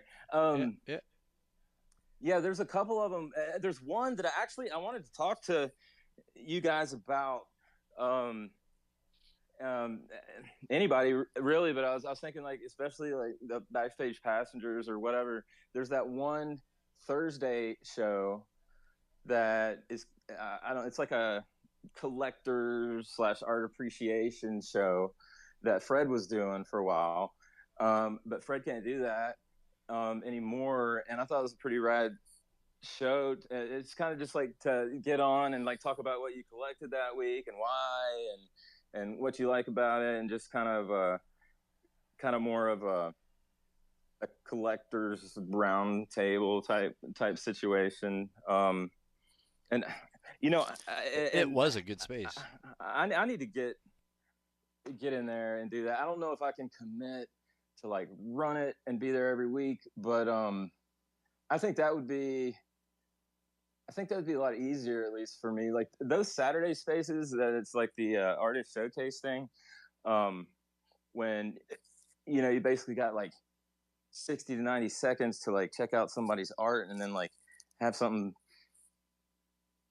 authentic and real and productive to say about it, and that's exhausting, dude. Like I'm not very, very good at that, like on the jump. I mean, I could do it, but it takes a lot of energy. So this collector saying, just kind of you get around and talk about what you've collected and why and what you're digging and all that kind of stuff, would be like more of a chill space and like a little bit more manageable. But yeah, looking. Wait. Is that a thing you're doing? That's a Teztown deal. I haven't done the collector art appreciation thing on Thursdays, but I'm thinking about, I'm trying to put together a handful of people that are really into collecting, so we can like maybe rotate, but keep the thing going at the same time every week, or just like, like there are like collectors collectives out there, maybe like a whole crew could show up. You're the collector. You see what I'm saying here? I know, man. Like of the people I'm looking at here, like we're all really good collectors, but you're the collector of the people in this room that I'm looking at. Not to talk shit to anybody else, because I feel like I'm a great collector. I know Findle's a fucking massive collector, but like you're the collector out of this group. Dude, well, so okay. If you're doing that, like fuck yeah, I'm tuning into that. All right, man. All right. Well, cool. I appreciate that encouragement. No, I do, man. I do like love to talk. There's a reason why I buy the shit I buy, right? Yep. And it's not really like investment flip type stuff. Although like there are some things that are just like super rad where you can buy like 2 or 3 of them, like sell 1 or 2 and then end up with 1 for free. And I like doing that. And that kind of stuff. We maybe get into that kind of deal, but yeah, I've got like a personal connection to just about every damn thing I collect. It really like turns me on. It makes me, spend money that I didn't have budgeted to spend, and that's cool. I think that's why a lot of people appreciate the things that you collect too, and like look at you as a collector is both of those aspects. Like you see it from, all right, I like you always, at least from my perspective, and tell me if I'm wrong, is you always see it from, at least first from I really like this piece, it speaks to me, and then you're like, oh shit, this is cheap and it's selling. I could buy 3 of these, sell 2 of them, get 1 for free. Then now I'm just sitting on 1, in my own personal collection. And then a lot of times you're like, well, no, like this is, I just need to have this piece. Yeah, no, and it's expensive, and I'll spend it. Like what I kind of like to do, it's kind of what like I loved about Hickok Nook and some of those discovery dApps or sites or whatever, was there wasn't a lot of information. It was just the art, and you can like roll through that stuff and not like think about, just see what like grabs you, without looking at prices or without even like sometimes like looking at like who did it. Just be like, holy fuck, that's rad. And I don't know, man, I've made like some really good friends doing it. It's fun, and I love to like buy stuff that like maybe people don't know about, and then like and then get to work promoting it and helping a homie out and getting their stuff rolling. I don't know, that's like part of what I really enjoyed in the beginning, and still kind of try to keep that spirit rolling. Hell yeah. No, it'd be good to hear you talking about the stuff that you've collected, because I mean, when you talk about pieces here on the Night Train, I mean, you're very passionate about it, and it's not, like you said, it's not like you've looked at it for 90 seconds and you got to fucking come up with some kind of a articulate thing to say about it. It's a little bit different when you get to talk about something that you willingly purchased and wanted to add to your collection. Yeah, man, for real. I mean, and like I could see a piece for less than 60 to 90 seconds, roll through the description and like really get grabbed by it, but then like it like, I don't know, meant something to me. Like I could like right off the bat like tell you a 30-minute story about why that means something to me, as opposed to just like rolling in blind to the deal. So yeah, I like the concept of it, and and trying to like balance everything and not get like too committed and obligated. Like I think it'd be cool to like kind of rotate through or something. And I feel like I'm like kind of getting back in the saddle, and I might be able to commit to 1 or 2 things a week. But yeah, I really appreciate that encouragement, man. Because yeah, I think it's a great space, and that one's on hold till the end of the year. Maybe we can kick it up. And then the other one is like the tech DeFi, like kind of news thing. But yeah, cool. It's tough. It's tough. It's definitely tough in this space when it's it's voluntary to do this stuff, and it can take, well, and to commit time to it is a huge deal. Huge deal. I mean, Willie's family, thankfully the HR department, well, she probably likes having him outside in the backyard. Yeah, get out. I know I don't have to. Yeah, as long as I'm still just in the backyard. If I was down the street at the bar or something, it'd be a whole different story, even though I'd be doing the same thing, drinking the same bottle and a half of wine. But if I'm in the backyard drinking a bottle and a half of wine, well, I'm just talking to my friends. Hell yeah. Here, in all fairness, Willie, I've seen your backyard, mate, as such, and you could chill out in your for a pretty long time, dude. Like in all fairness, though. I mean, you're yeah, you're back awesome. honestly, the reason of buying a backyard Yeah. this big in kind of like the part of California where I'm at is so that you could come out here and stay for a week and I wouldn't notice you.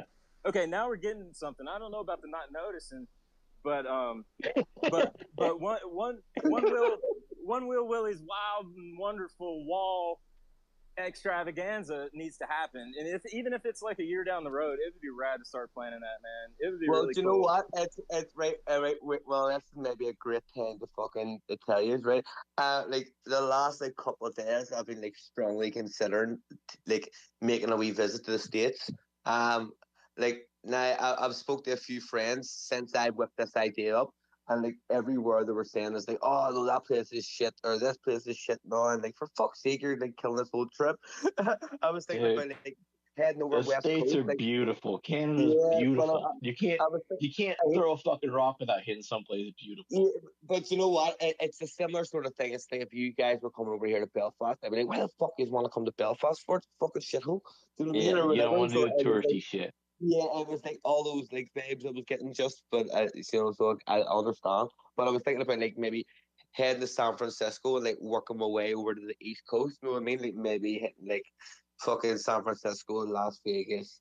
Head over to Texas, do each, and then flipping like over towards like New York direction. Do you know what I mean? But I don't know. I haven't figured it all out So yet. just quick notes on that, and hit me up in the DMs, if you really want to talk about it.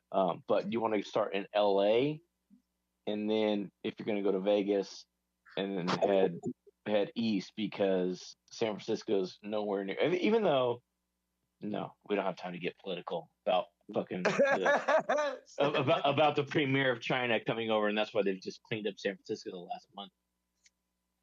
Dude, I'll tell you what I But kind yeah, of logistically, LA, Vegas, West, yeah, or East, yeah. dude, kind of what I've always like kind of wanted to do is like maybe like follow like the Kerouac deal or like the Fear and Loathing deal or both, or do some kind of like crazy road trip. Like I think Kerouac like rolled from, I don't know if it was like New York or something, and like rolled all the way and like Holy shit! If you're doing a Fear and Loathing in fucking Las Vegas, I want a spot in that car, mate. I will fly over to do that trip. Fuck yeah. I'll drive because that's literally the drive from my house to Vegas. Is the Fear and Loathing drive? Like the first act, the drive to Vegas. That's my like I can drive. We're in back country now. Yeah, I can drive that fucking blindfolded. Oh shit! Speaking of traveling, Fendel's got a mic. Fendel, were you traveling today, buddy? Oh yeah, just walked in the door. 6-hour flight from beautiful Charleston, South Carolina. Just got in. Oh my God, Mikey Nash, baby. It's so great. Homie, dude.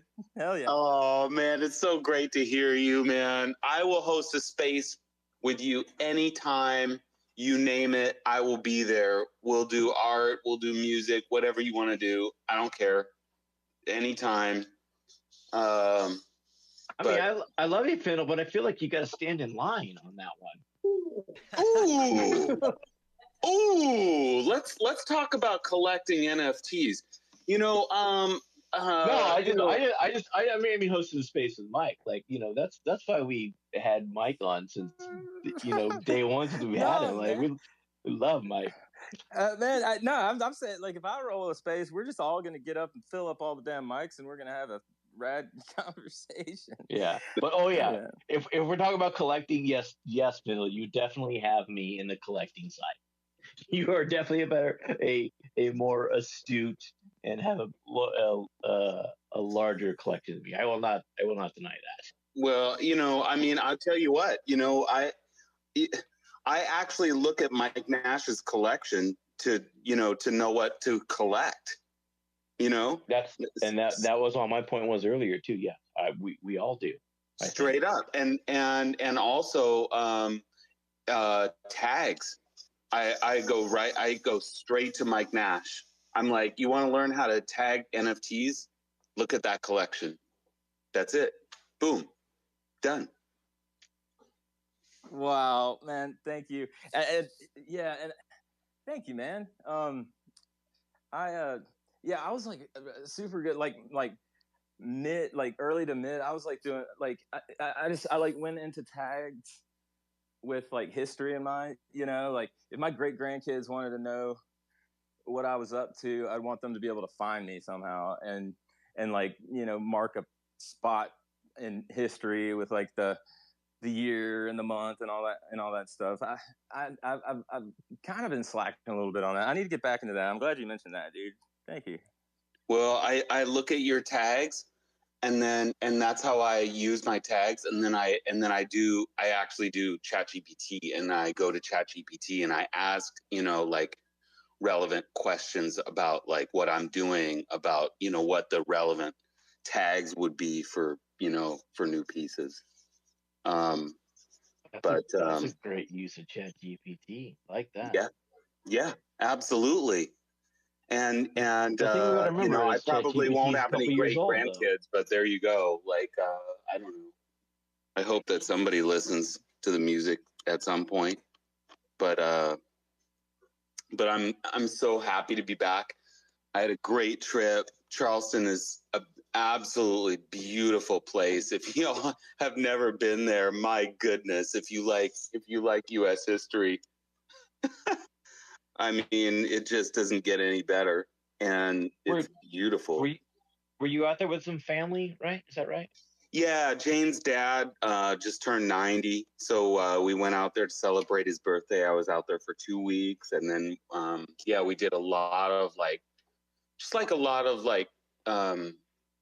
family stuff, and then we did a lot of hiking, and we did some kayaking, and it is just so gorgeous out there. You went to there's like a huge tree out there, right?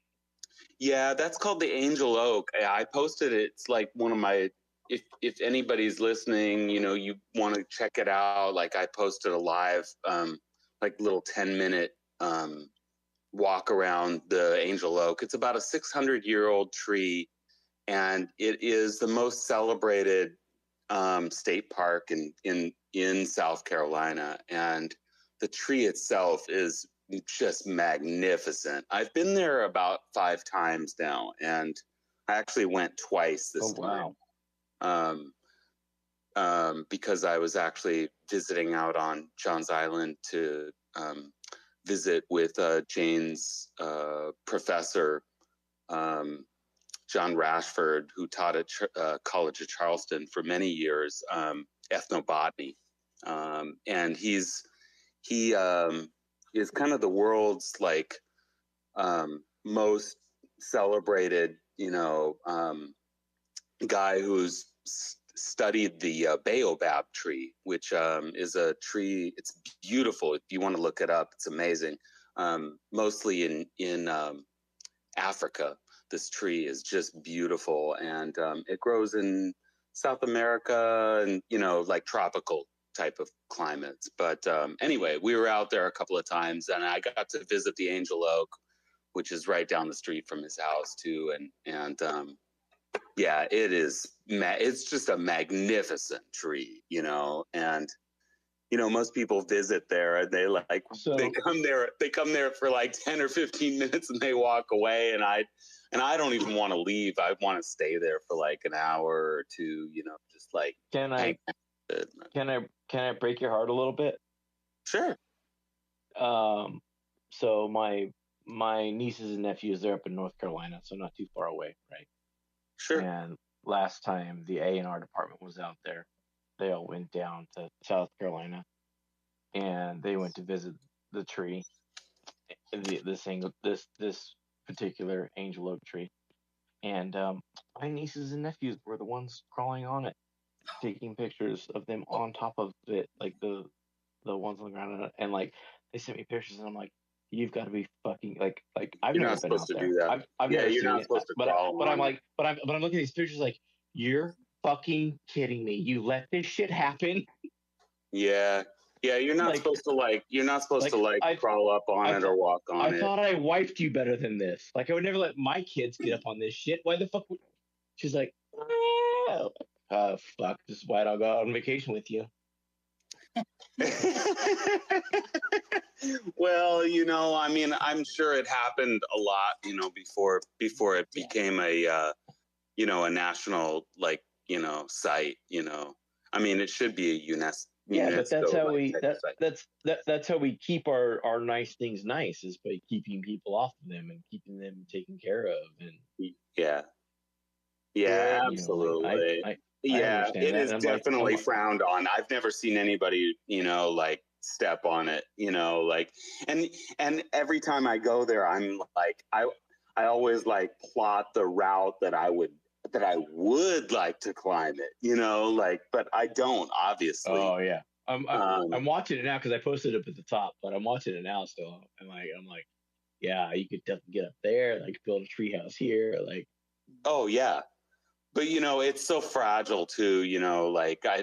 There's definitely points that have busted off of it. I mean, for various reasons, storms, and I mean the thing is super old too.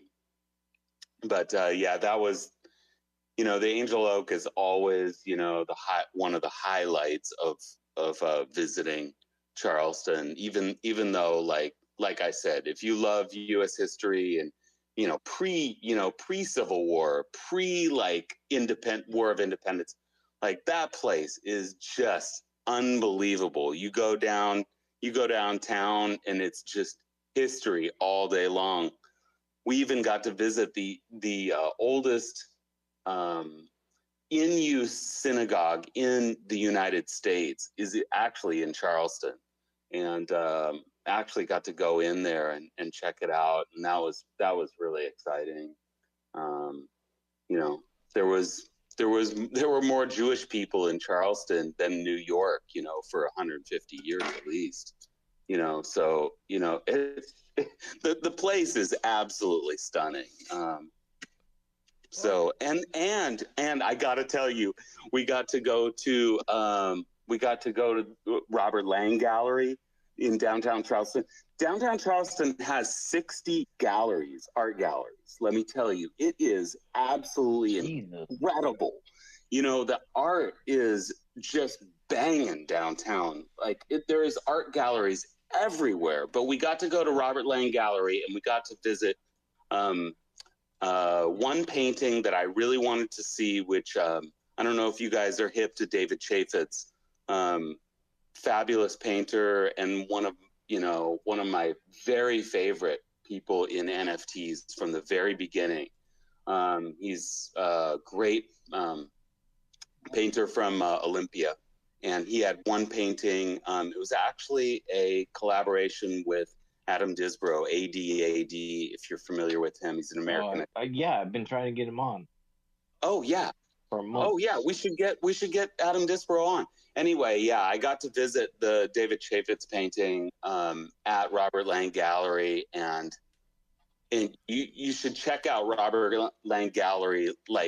Phenomenal gallery, and they have a grand piano in there. So next time I'm there next year, I think I'm going to book this gig, and we're going to do Porgy and Bess in the gallery, because Porgy is right down the street if you're hip to that music and Gershwin and everything.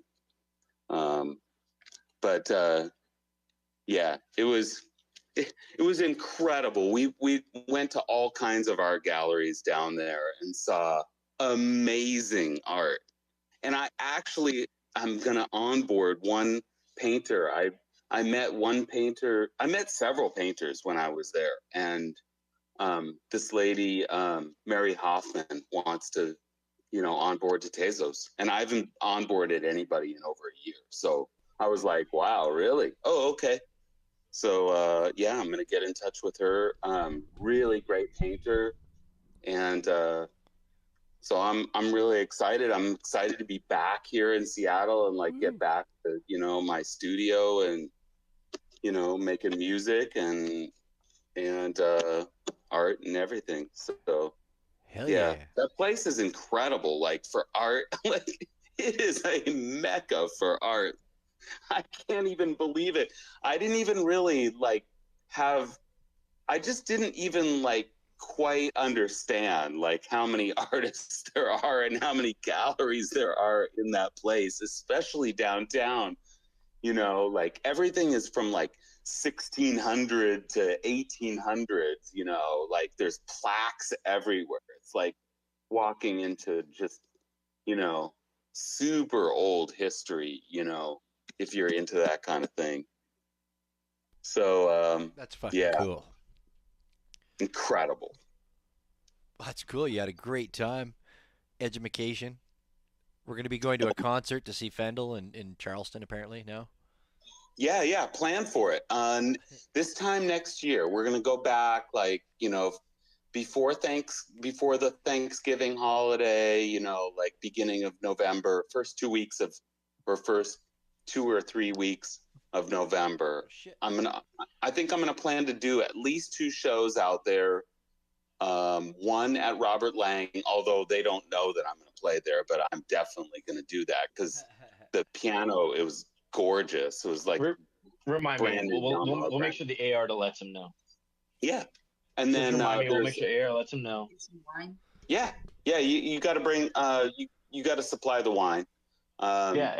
A&R would love that because then we would just be there and we could just go to her sister's house for Thanksgiving, actually. So that would be great. She would love that, this time of year. When is y'all Thanksgiving? It's 2 weeks, right? 2 weeks away. The 20. What is it? It's the third Thursday of November. So not this Thursday, next Thursday. Yeah. Exactly. No, isn't it the Thursday after that? No? I think it's the 23rd. The 23rd, yeah. Man, I'm I'm getting all, it's do I go back for Thanksgiving? Yeah, the 23rd. So not this Thursday, next Thursday. That's this year, though. We're talking about next year. That's quick, yo. Yeah. Charleston would be a rad place to spend that time of year, man. That's really cool, dude. It's a perfect place because you're it's right in still between nice two of there. those, right, Mike? Between Nashville and Florida, you're right there. Well, yeah, Nashville. It's a pretty cool, due east kind of southeast shot. Yeah, it's not too bad, man. I mean, if we're all there, that's not a far trip for you, right? I'm not trying to. I guess I'm trying to pressure you into coming out there if I'm coming out there. Nah, yeah, dude, I'll be there, man. No, I did. I've driven to Florida a few different ways, but one way you can do it is roll out through North Carolina, hit the coast, and just follow the coast all the way down, and you hit Charleston. I'm trying to think. There's an island or a beach Foley or something. Yeah, Folly Beach. Yeah, we were there actually about 4 days ago. It's beautiful. And actually, if you hike to the tip of Folly Beach, you can hike and go up on the tip of Folly Beach and you can search around for shark's teeth. It's really beautiful there. There's some of the other, we hit all the spots every time. I'm always just all into it. There's Shem Creek, which is absolutely beautiful, which is in Mount Pleasant, which that's 20 minutes from downtown Charleston. But yeah, Folly Beach is gorgeous, and just super fun. Yeah. So there's all kinds. I know all the spots, I've been there. I've been to Charleston a bunch of times because Jane grew up there, and see, I need the Findle tour guide version because hell yes, you do. You say Jane knows all the spots not to go, but then you're well, I still want to go to these kind of touristy spots, but you still need to hit them. Yeah, no, so you definitely I need do. your version for sure. You need that mix of don't go here, definitely go here. Well, they just opened up the it's brand new, is the new African American Museum too. And it's, you have to have, I didn't even get to see that this time because you have to have reservations to get in there because it's so popular. I was So gonna make a Native American joke there, I but was gonna say it didn't fit. I was gonna wait, say, well, you have to be black to get in for fucking oh, Jesus, you no, paper no, no, bag. no. Wait, did I Nah, say it was a Native American? reservation I joke. meant It was a African reservation American. joke, but didn't line up. Anyway, yeah, and anyway, there's all kinds of great spots. Natural, the natural beauty, of course, and then there's also the history too, and for the history stuff, like I really love wandering around downtown and just kind of like cruising around there and like letting it letting it flow a little bit, where people really love to take tours and stuff. I don't mind walking tours, but I just kind of love going downtown and just letting it, just letting it rip downtown. Yeah, The I farmers market has been there for, I don't know, I mean, like 150, maybe more, 200 years. I mean, it's old, like yeah, but how long has the Seattle market been there? The Seattle. Pike Yeah, Market. yeah. Pike Place has been around for about 105 years or so. Right. 100. So like, Yeah. Yeah. when we're still talking hundreds, like it's Yeah. not that much, right? Yeah, When we start talking thousands, 2000s. Charleston is pre-independence war. I mean, we're talking about way before Civil War. I mean, it is like the history there is the original history of, like people coming to this country, and it's just beyond explanation. Like I can't even like explain to you like how crazy it is when you walk around down there, because it's like there are plaques everywhere, and there's like interesting alleys and like crazy little like you go through you'll walk through a gallery, and then you'll be in like some crazy like garden with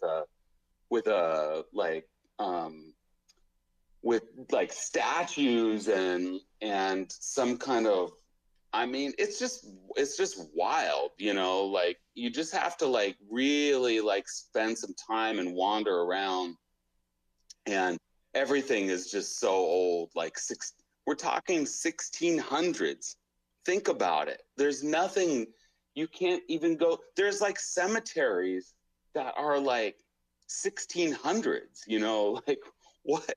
Like what? Like there's nothing like that here, at all, on the West Coast, and it's just, the place is just, it's beyond description, it's so cool. So I would love to show any of you around there, because I've been there several times now, and I don't know, I just love it. And especially this time of year, it's like, I left there today, it was 70 degrees, it was so nice, like, and we're like walking around, and it was just like beautiful out. And then I get home and I'm like, oh my gosh, there's frost on the mailbox when I like rolled up just here, like, an hour ago. I'm like, oh my goodness, like it's cold here. But I'm happy to be back, of course. But wow. And it was just great to visit family too. But yeah, that place next year, plan on it, first part of November, I'm going to be there again, and I plan to spend some more time, because place is incredible.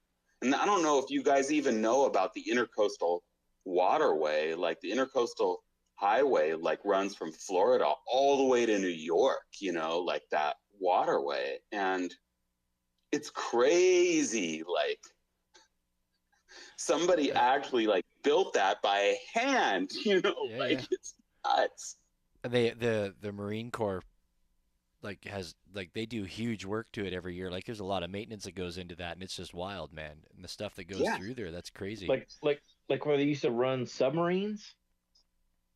Right? I mean, I don't know if they run submarine. Maybe. I mean, Used to, but like most- Civil War yeah. era, like Civil War era submarines. They used to run That's from right. Florida up to like the Carolinas. Well, Is that what you're mostly talking they about? did. They did that work in the around the 1920s and 30s, around the Depression. But like but Jane has a friend. You will not believe this, out in McClellanville, which is right on the Intercoastal Highway, waterway right there. And her friend has this property, and we were out there. You will not believe this. We were out there, and her friend has this property, and she has 1,600 acres on that waterway, all that belongs to the family. Wow. They have, it's crazy. That's She fucking took wild. us- It is wild. And we're talking about, like, there are no neighbors for like 2 miles on each side of this property. And it is the quietest, most beautiful place. I will post photos of it. And she took us on this kayak tour in this blackwater like swamp. And I mean, you could get lost in this place. Like, it is so crazy. I mean, not on the Intercoastal Highway there, but in the kind of in the swamps behind it. But this property was beyond description. Like the family has owned this property, and they traced it back to the Queen, like gave them the deed, like the Queen. Like, that's how long they've had this property, since like the beginning of the 1600s. We're talking like 400 years. This family has had this property, and they have their own like cemetery on the property with the entire family, like the whole family is buried like there for like 350 years on their private property. It's freaking crazy. I've never seen anything like it in my life. And I'm just like, I'm out there on this property watching the sun go down. There's not one person for miles. And like, it's just freaking beautiful. Like, I mean, I don't even know how to describe it. There's no humans, no like buildings or anything. Like, and this lady, I mean, it's the family, like, it's like their vacation house. They don't live there, but there's one house on this property with 1,600 acres, like going in each direction with no neighbors. It's nuts. Like, I'll take anybody there too. Like, we can go there. We can just go there. Just It's fucking crazy. go. I Just- like I that don't, idea. I don't Let's think just go there. I don't think Yeah. I don't think it impressed you at all. No, not at all. I've never seen Whatever. I anything like like just going places. Just being Somebody funny. says I could take you there. I'm there. I'm gonna go. I like your new PFP you got there. Sorry to sidetrack a bit. One wheel. Do you? I don't know. I like it standalone, but looking next to Mike Nash's, like, it's almost like, is it even though he did it, I don't know. It kind of looks like it's a Dude, a I dig copycat. no, man. I dig it, man. Well, obviously I dig. It's like my favorite colors. I mean, you did it. It's your art, so I dig it, brother. all right. This shit I'll looks rock it for a rad. little You while. gotta keep that. I'll rock it for a little Looks while. great. Fucking send it.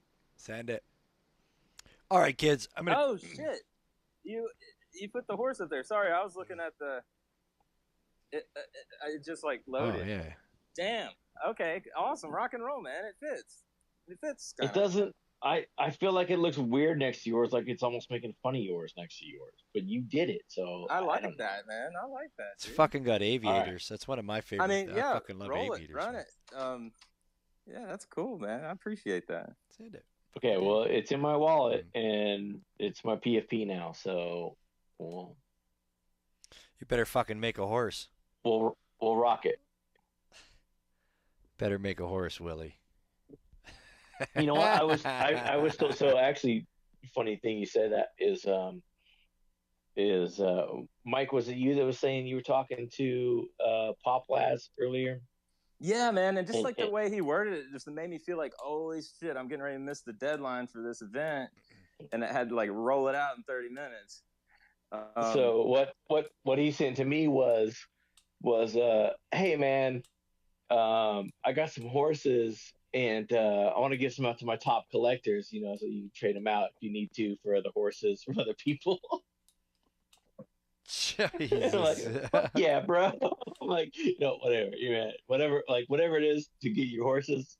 Like, I do plan on like putting one together myself. So That's hilarious. I think that's a cool thing, man. I was kind of thinking about that too, like if I had a couple editions of something or something like that to do, like to really like kind of make a deal with somebody, but or yeah, I think that'd be kind of cool. I mean, I kind of need to make another one too, man. It was cool. Like I was a 30 edition, and like I think it like rolled out kind of perfect. I hope there aren't any holes in the deal, but so was there something about 30 editions that Bits dude, was no, I just kind of like cluing me in earlier, but the last yeah, I didn't know, man. I really didn't know anything. I mean, the last deal, the horse trading season or whatever, I did 25, and that wasn't enough, so I thought I'd bump it up to 5, bump it up 5 to 30, and then like I kind of ran out on 25 last time and made that other like Dallas thing. But I don't know. I just kind of felt it. I didn't know if there was rules or not. No rules. No, Rules. it just sounded like, and like from everything that was dropped in my wallet, because like I said, I haven't been online, man. I haven't seen anything. I've been around for almost a month now, but like everybody dropped like editions of 30. So I thought no, that there was was some mixers in there. There was a few like 15s and shit too. okay. I think it was just whatever. Yeah, I don't think there was any rhyme or reason. Some of the people might have. I don't know, but yeah, I just did 30 because I did 30. Maybe just what I'm seeing is just coincidence. I did 30 because I think I did 30 the last time I did one. So it's like whatever, and then you run out. Fuck, gotta make another horse, I guess. Anyway, it's all good. Well, It's good fun. I did like 100 last time. I don't think I burned any. So I think to Hissens. I can maybe send one to Pop Last if I haven't sent him one yet. But like I can't send one to Mike Nash. I already sent one to Mike Nash. I already sent one to you, Vince. I can't send the same thing. Yeah, but then I could have like one in the hopper to make a deal with somebody else on a deal. I don't know. I think that's kind of like that. Kind of be like cool part of it, It's like collecting cards or something. Yeah, it is. It is what it is. I mean, yeah. Yeah, I get that side of it, but also from the other side is like, you sent me something new. You sent we traded 1-for-1 last time. You sent me something new. I owe you something new. Shit, dude. Some of the folks. Right. I only minted one horse, and some of the folks were sending me like 3-4 different ones, and it's like, well, I only got one horse. It's like, okay, well, here you go. That's fine. Yeah, whatever. I mean, yeah, I understand like the beauty of it and the graciousness of everybody who's sending them, but like, I mean, yeah, if I make one horse, I'm gonna send one horse to Heasons, who already sent me 2. Yeah. All right. Like, I'm not gonna make 2 horses. Yeah. No, fair enough. Yeah. You're not gonna get 2, but I will send you one new one, as opposed, like Mike, I will send you a new horse. New horse. Hell yeah! I love that. I don't want to trade you an old horse that you already got for I love that a new horse. horse That you sent me. I You love send that me a new horse I'll smell. send you a new horse. Fresh horse smell. That's all. That's where I'm at least. You know what? I think this has worked out really well. I think we've come full circle. We're back to where we started at the beginning of this. Baby. At the beginning of this space, Well, we're not quite at the beginning of this space because at the very beginning of this space we were having fucking technical difficulties like mad. But this, was one of the first topics that we talked about. So I think I think this is a good natural spot to pull the reins and slow the horse down a little bit and pull into the Well, station. Did we get horses from Findle This round? Did I No, last time or this time? not this. Did I no. not give you horses? My goodness, if I didn't, just like I've got I don't some remember. horses before I burn the rest of them. But Well, you had the horses from the last round of trading, right? Like you did the. You didn't do a horse for this round, did you? I did not. I've Okay, only yeah, done yeah, one yeah, horse with Para. You know. Yes, that's right. That's I was going to say. Okay. It was a collab. I yeah, think we're good on that. I definitely think I did get the first round then. Yes. Okay. For sure. Well, there we go. Horse trading. I just wanted fun for the whole Findle family. to remind me that he made a horse the first round. He certainly did. I guess I need to make another horse here, huh?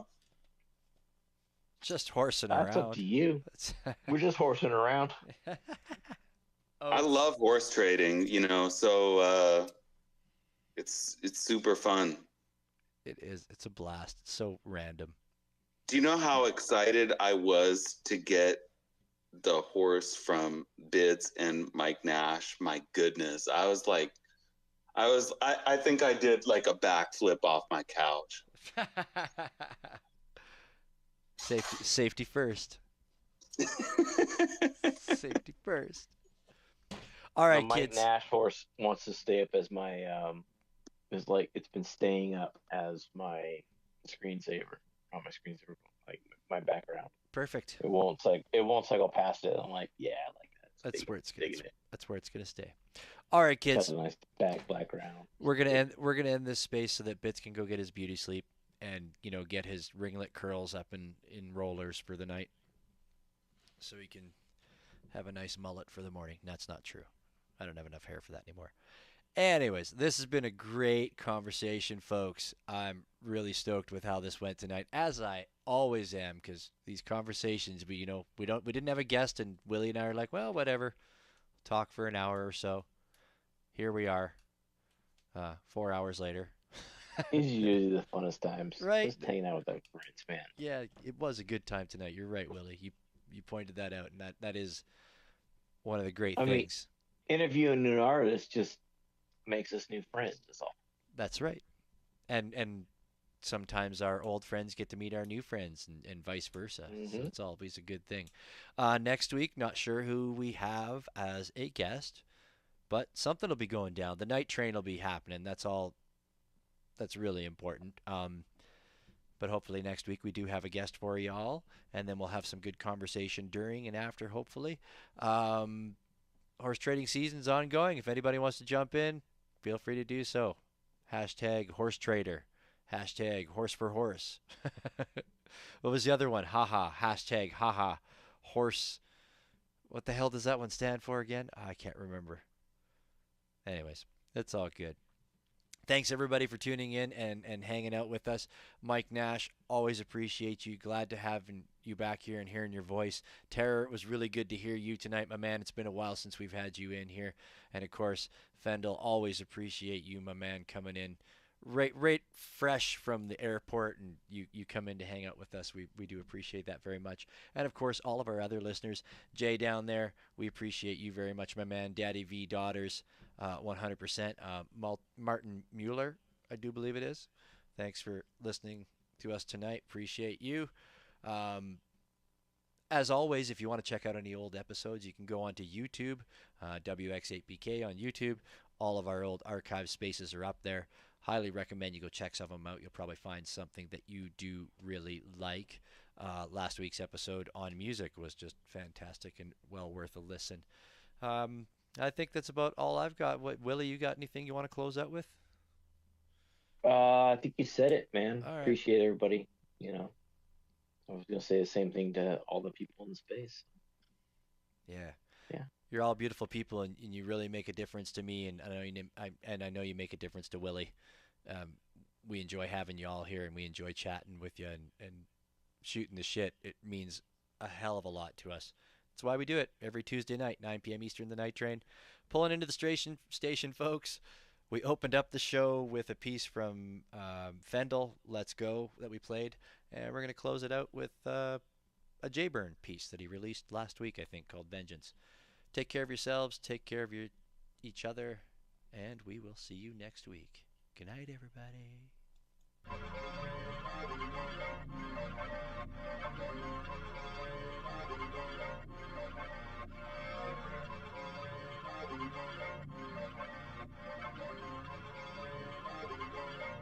Hey, feel like I'm back from the dead shit. I'm just looking for my vengeance. I ain't doing nothing extra, but you know that I'm up next, bruh. I am the man starting this week. Watch what I'm doing here next month. I heard your shit and you too weak. Hope you've been saving your best stuff. I've been doing what I need to do. You've been doing what they feed to you.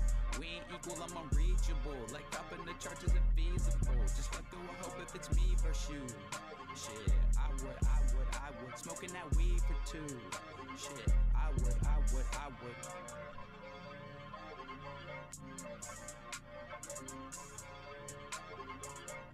Hey, feel like I'm back from the dead shit. I'm just looking for my vengeance. I ain't doing nothing extra, but you know that I'm up next, bruh. I am the man starting this week.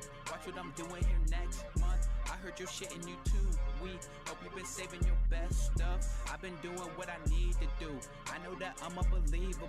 50 and 0, I'm unbeatable. Fuck with me, I can help reach your goals. We can get it, we can go for the goals. Smoking that dope, yeah, you already know. You can tell him by the way that he glows. You can see him, he the one that just flows. One with the flow.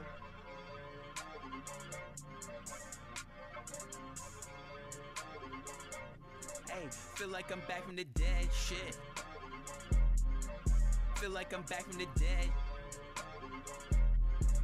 Feel like I'm back from the dead shit.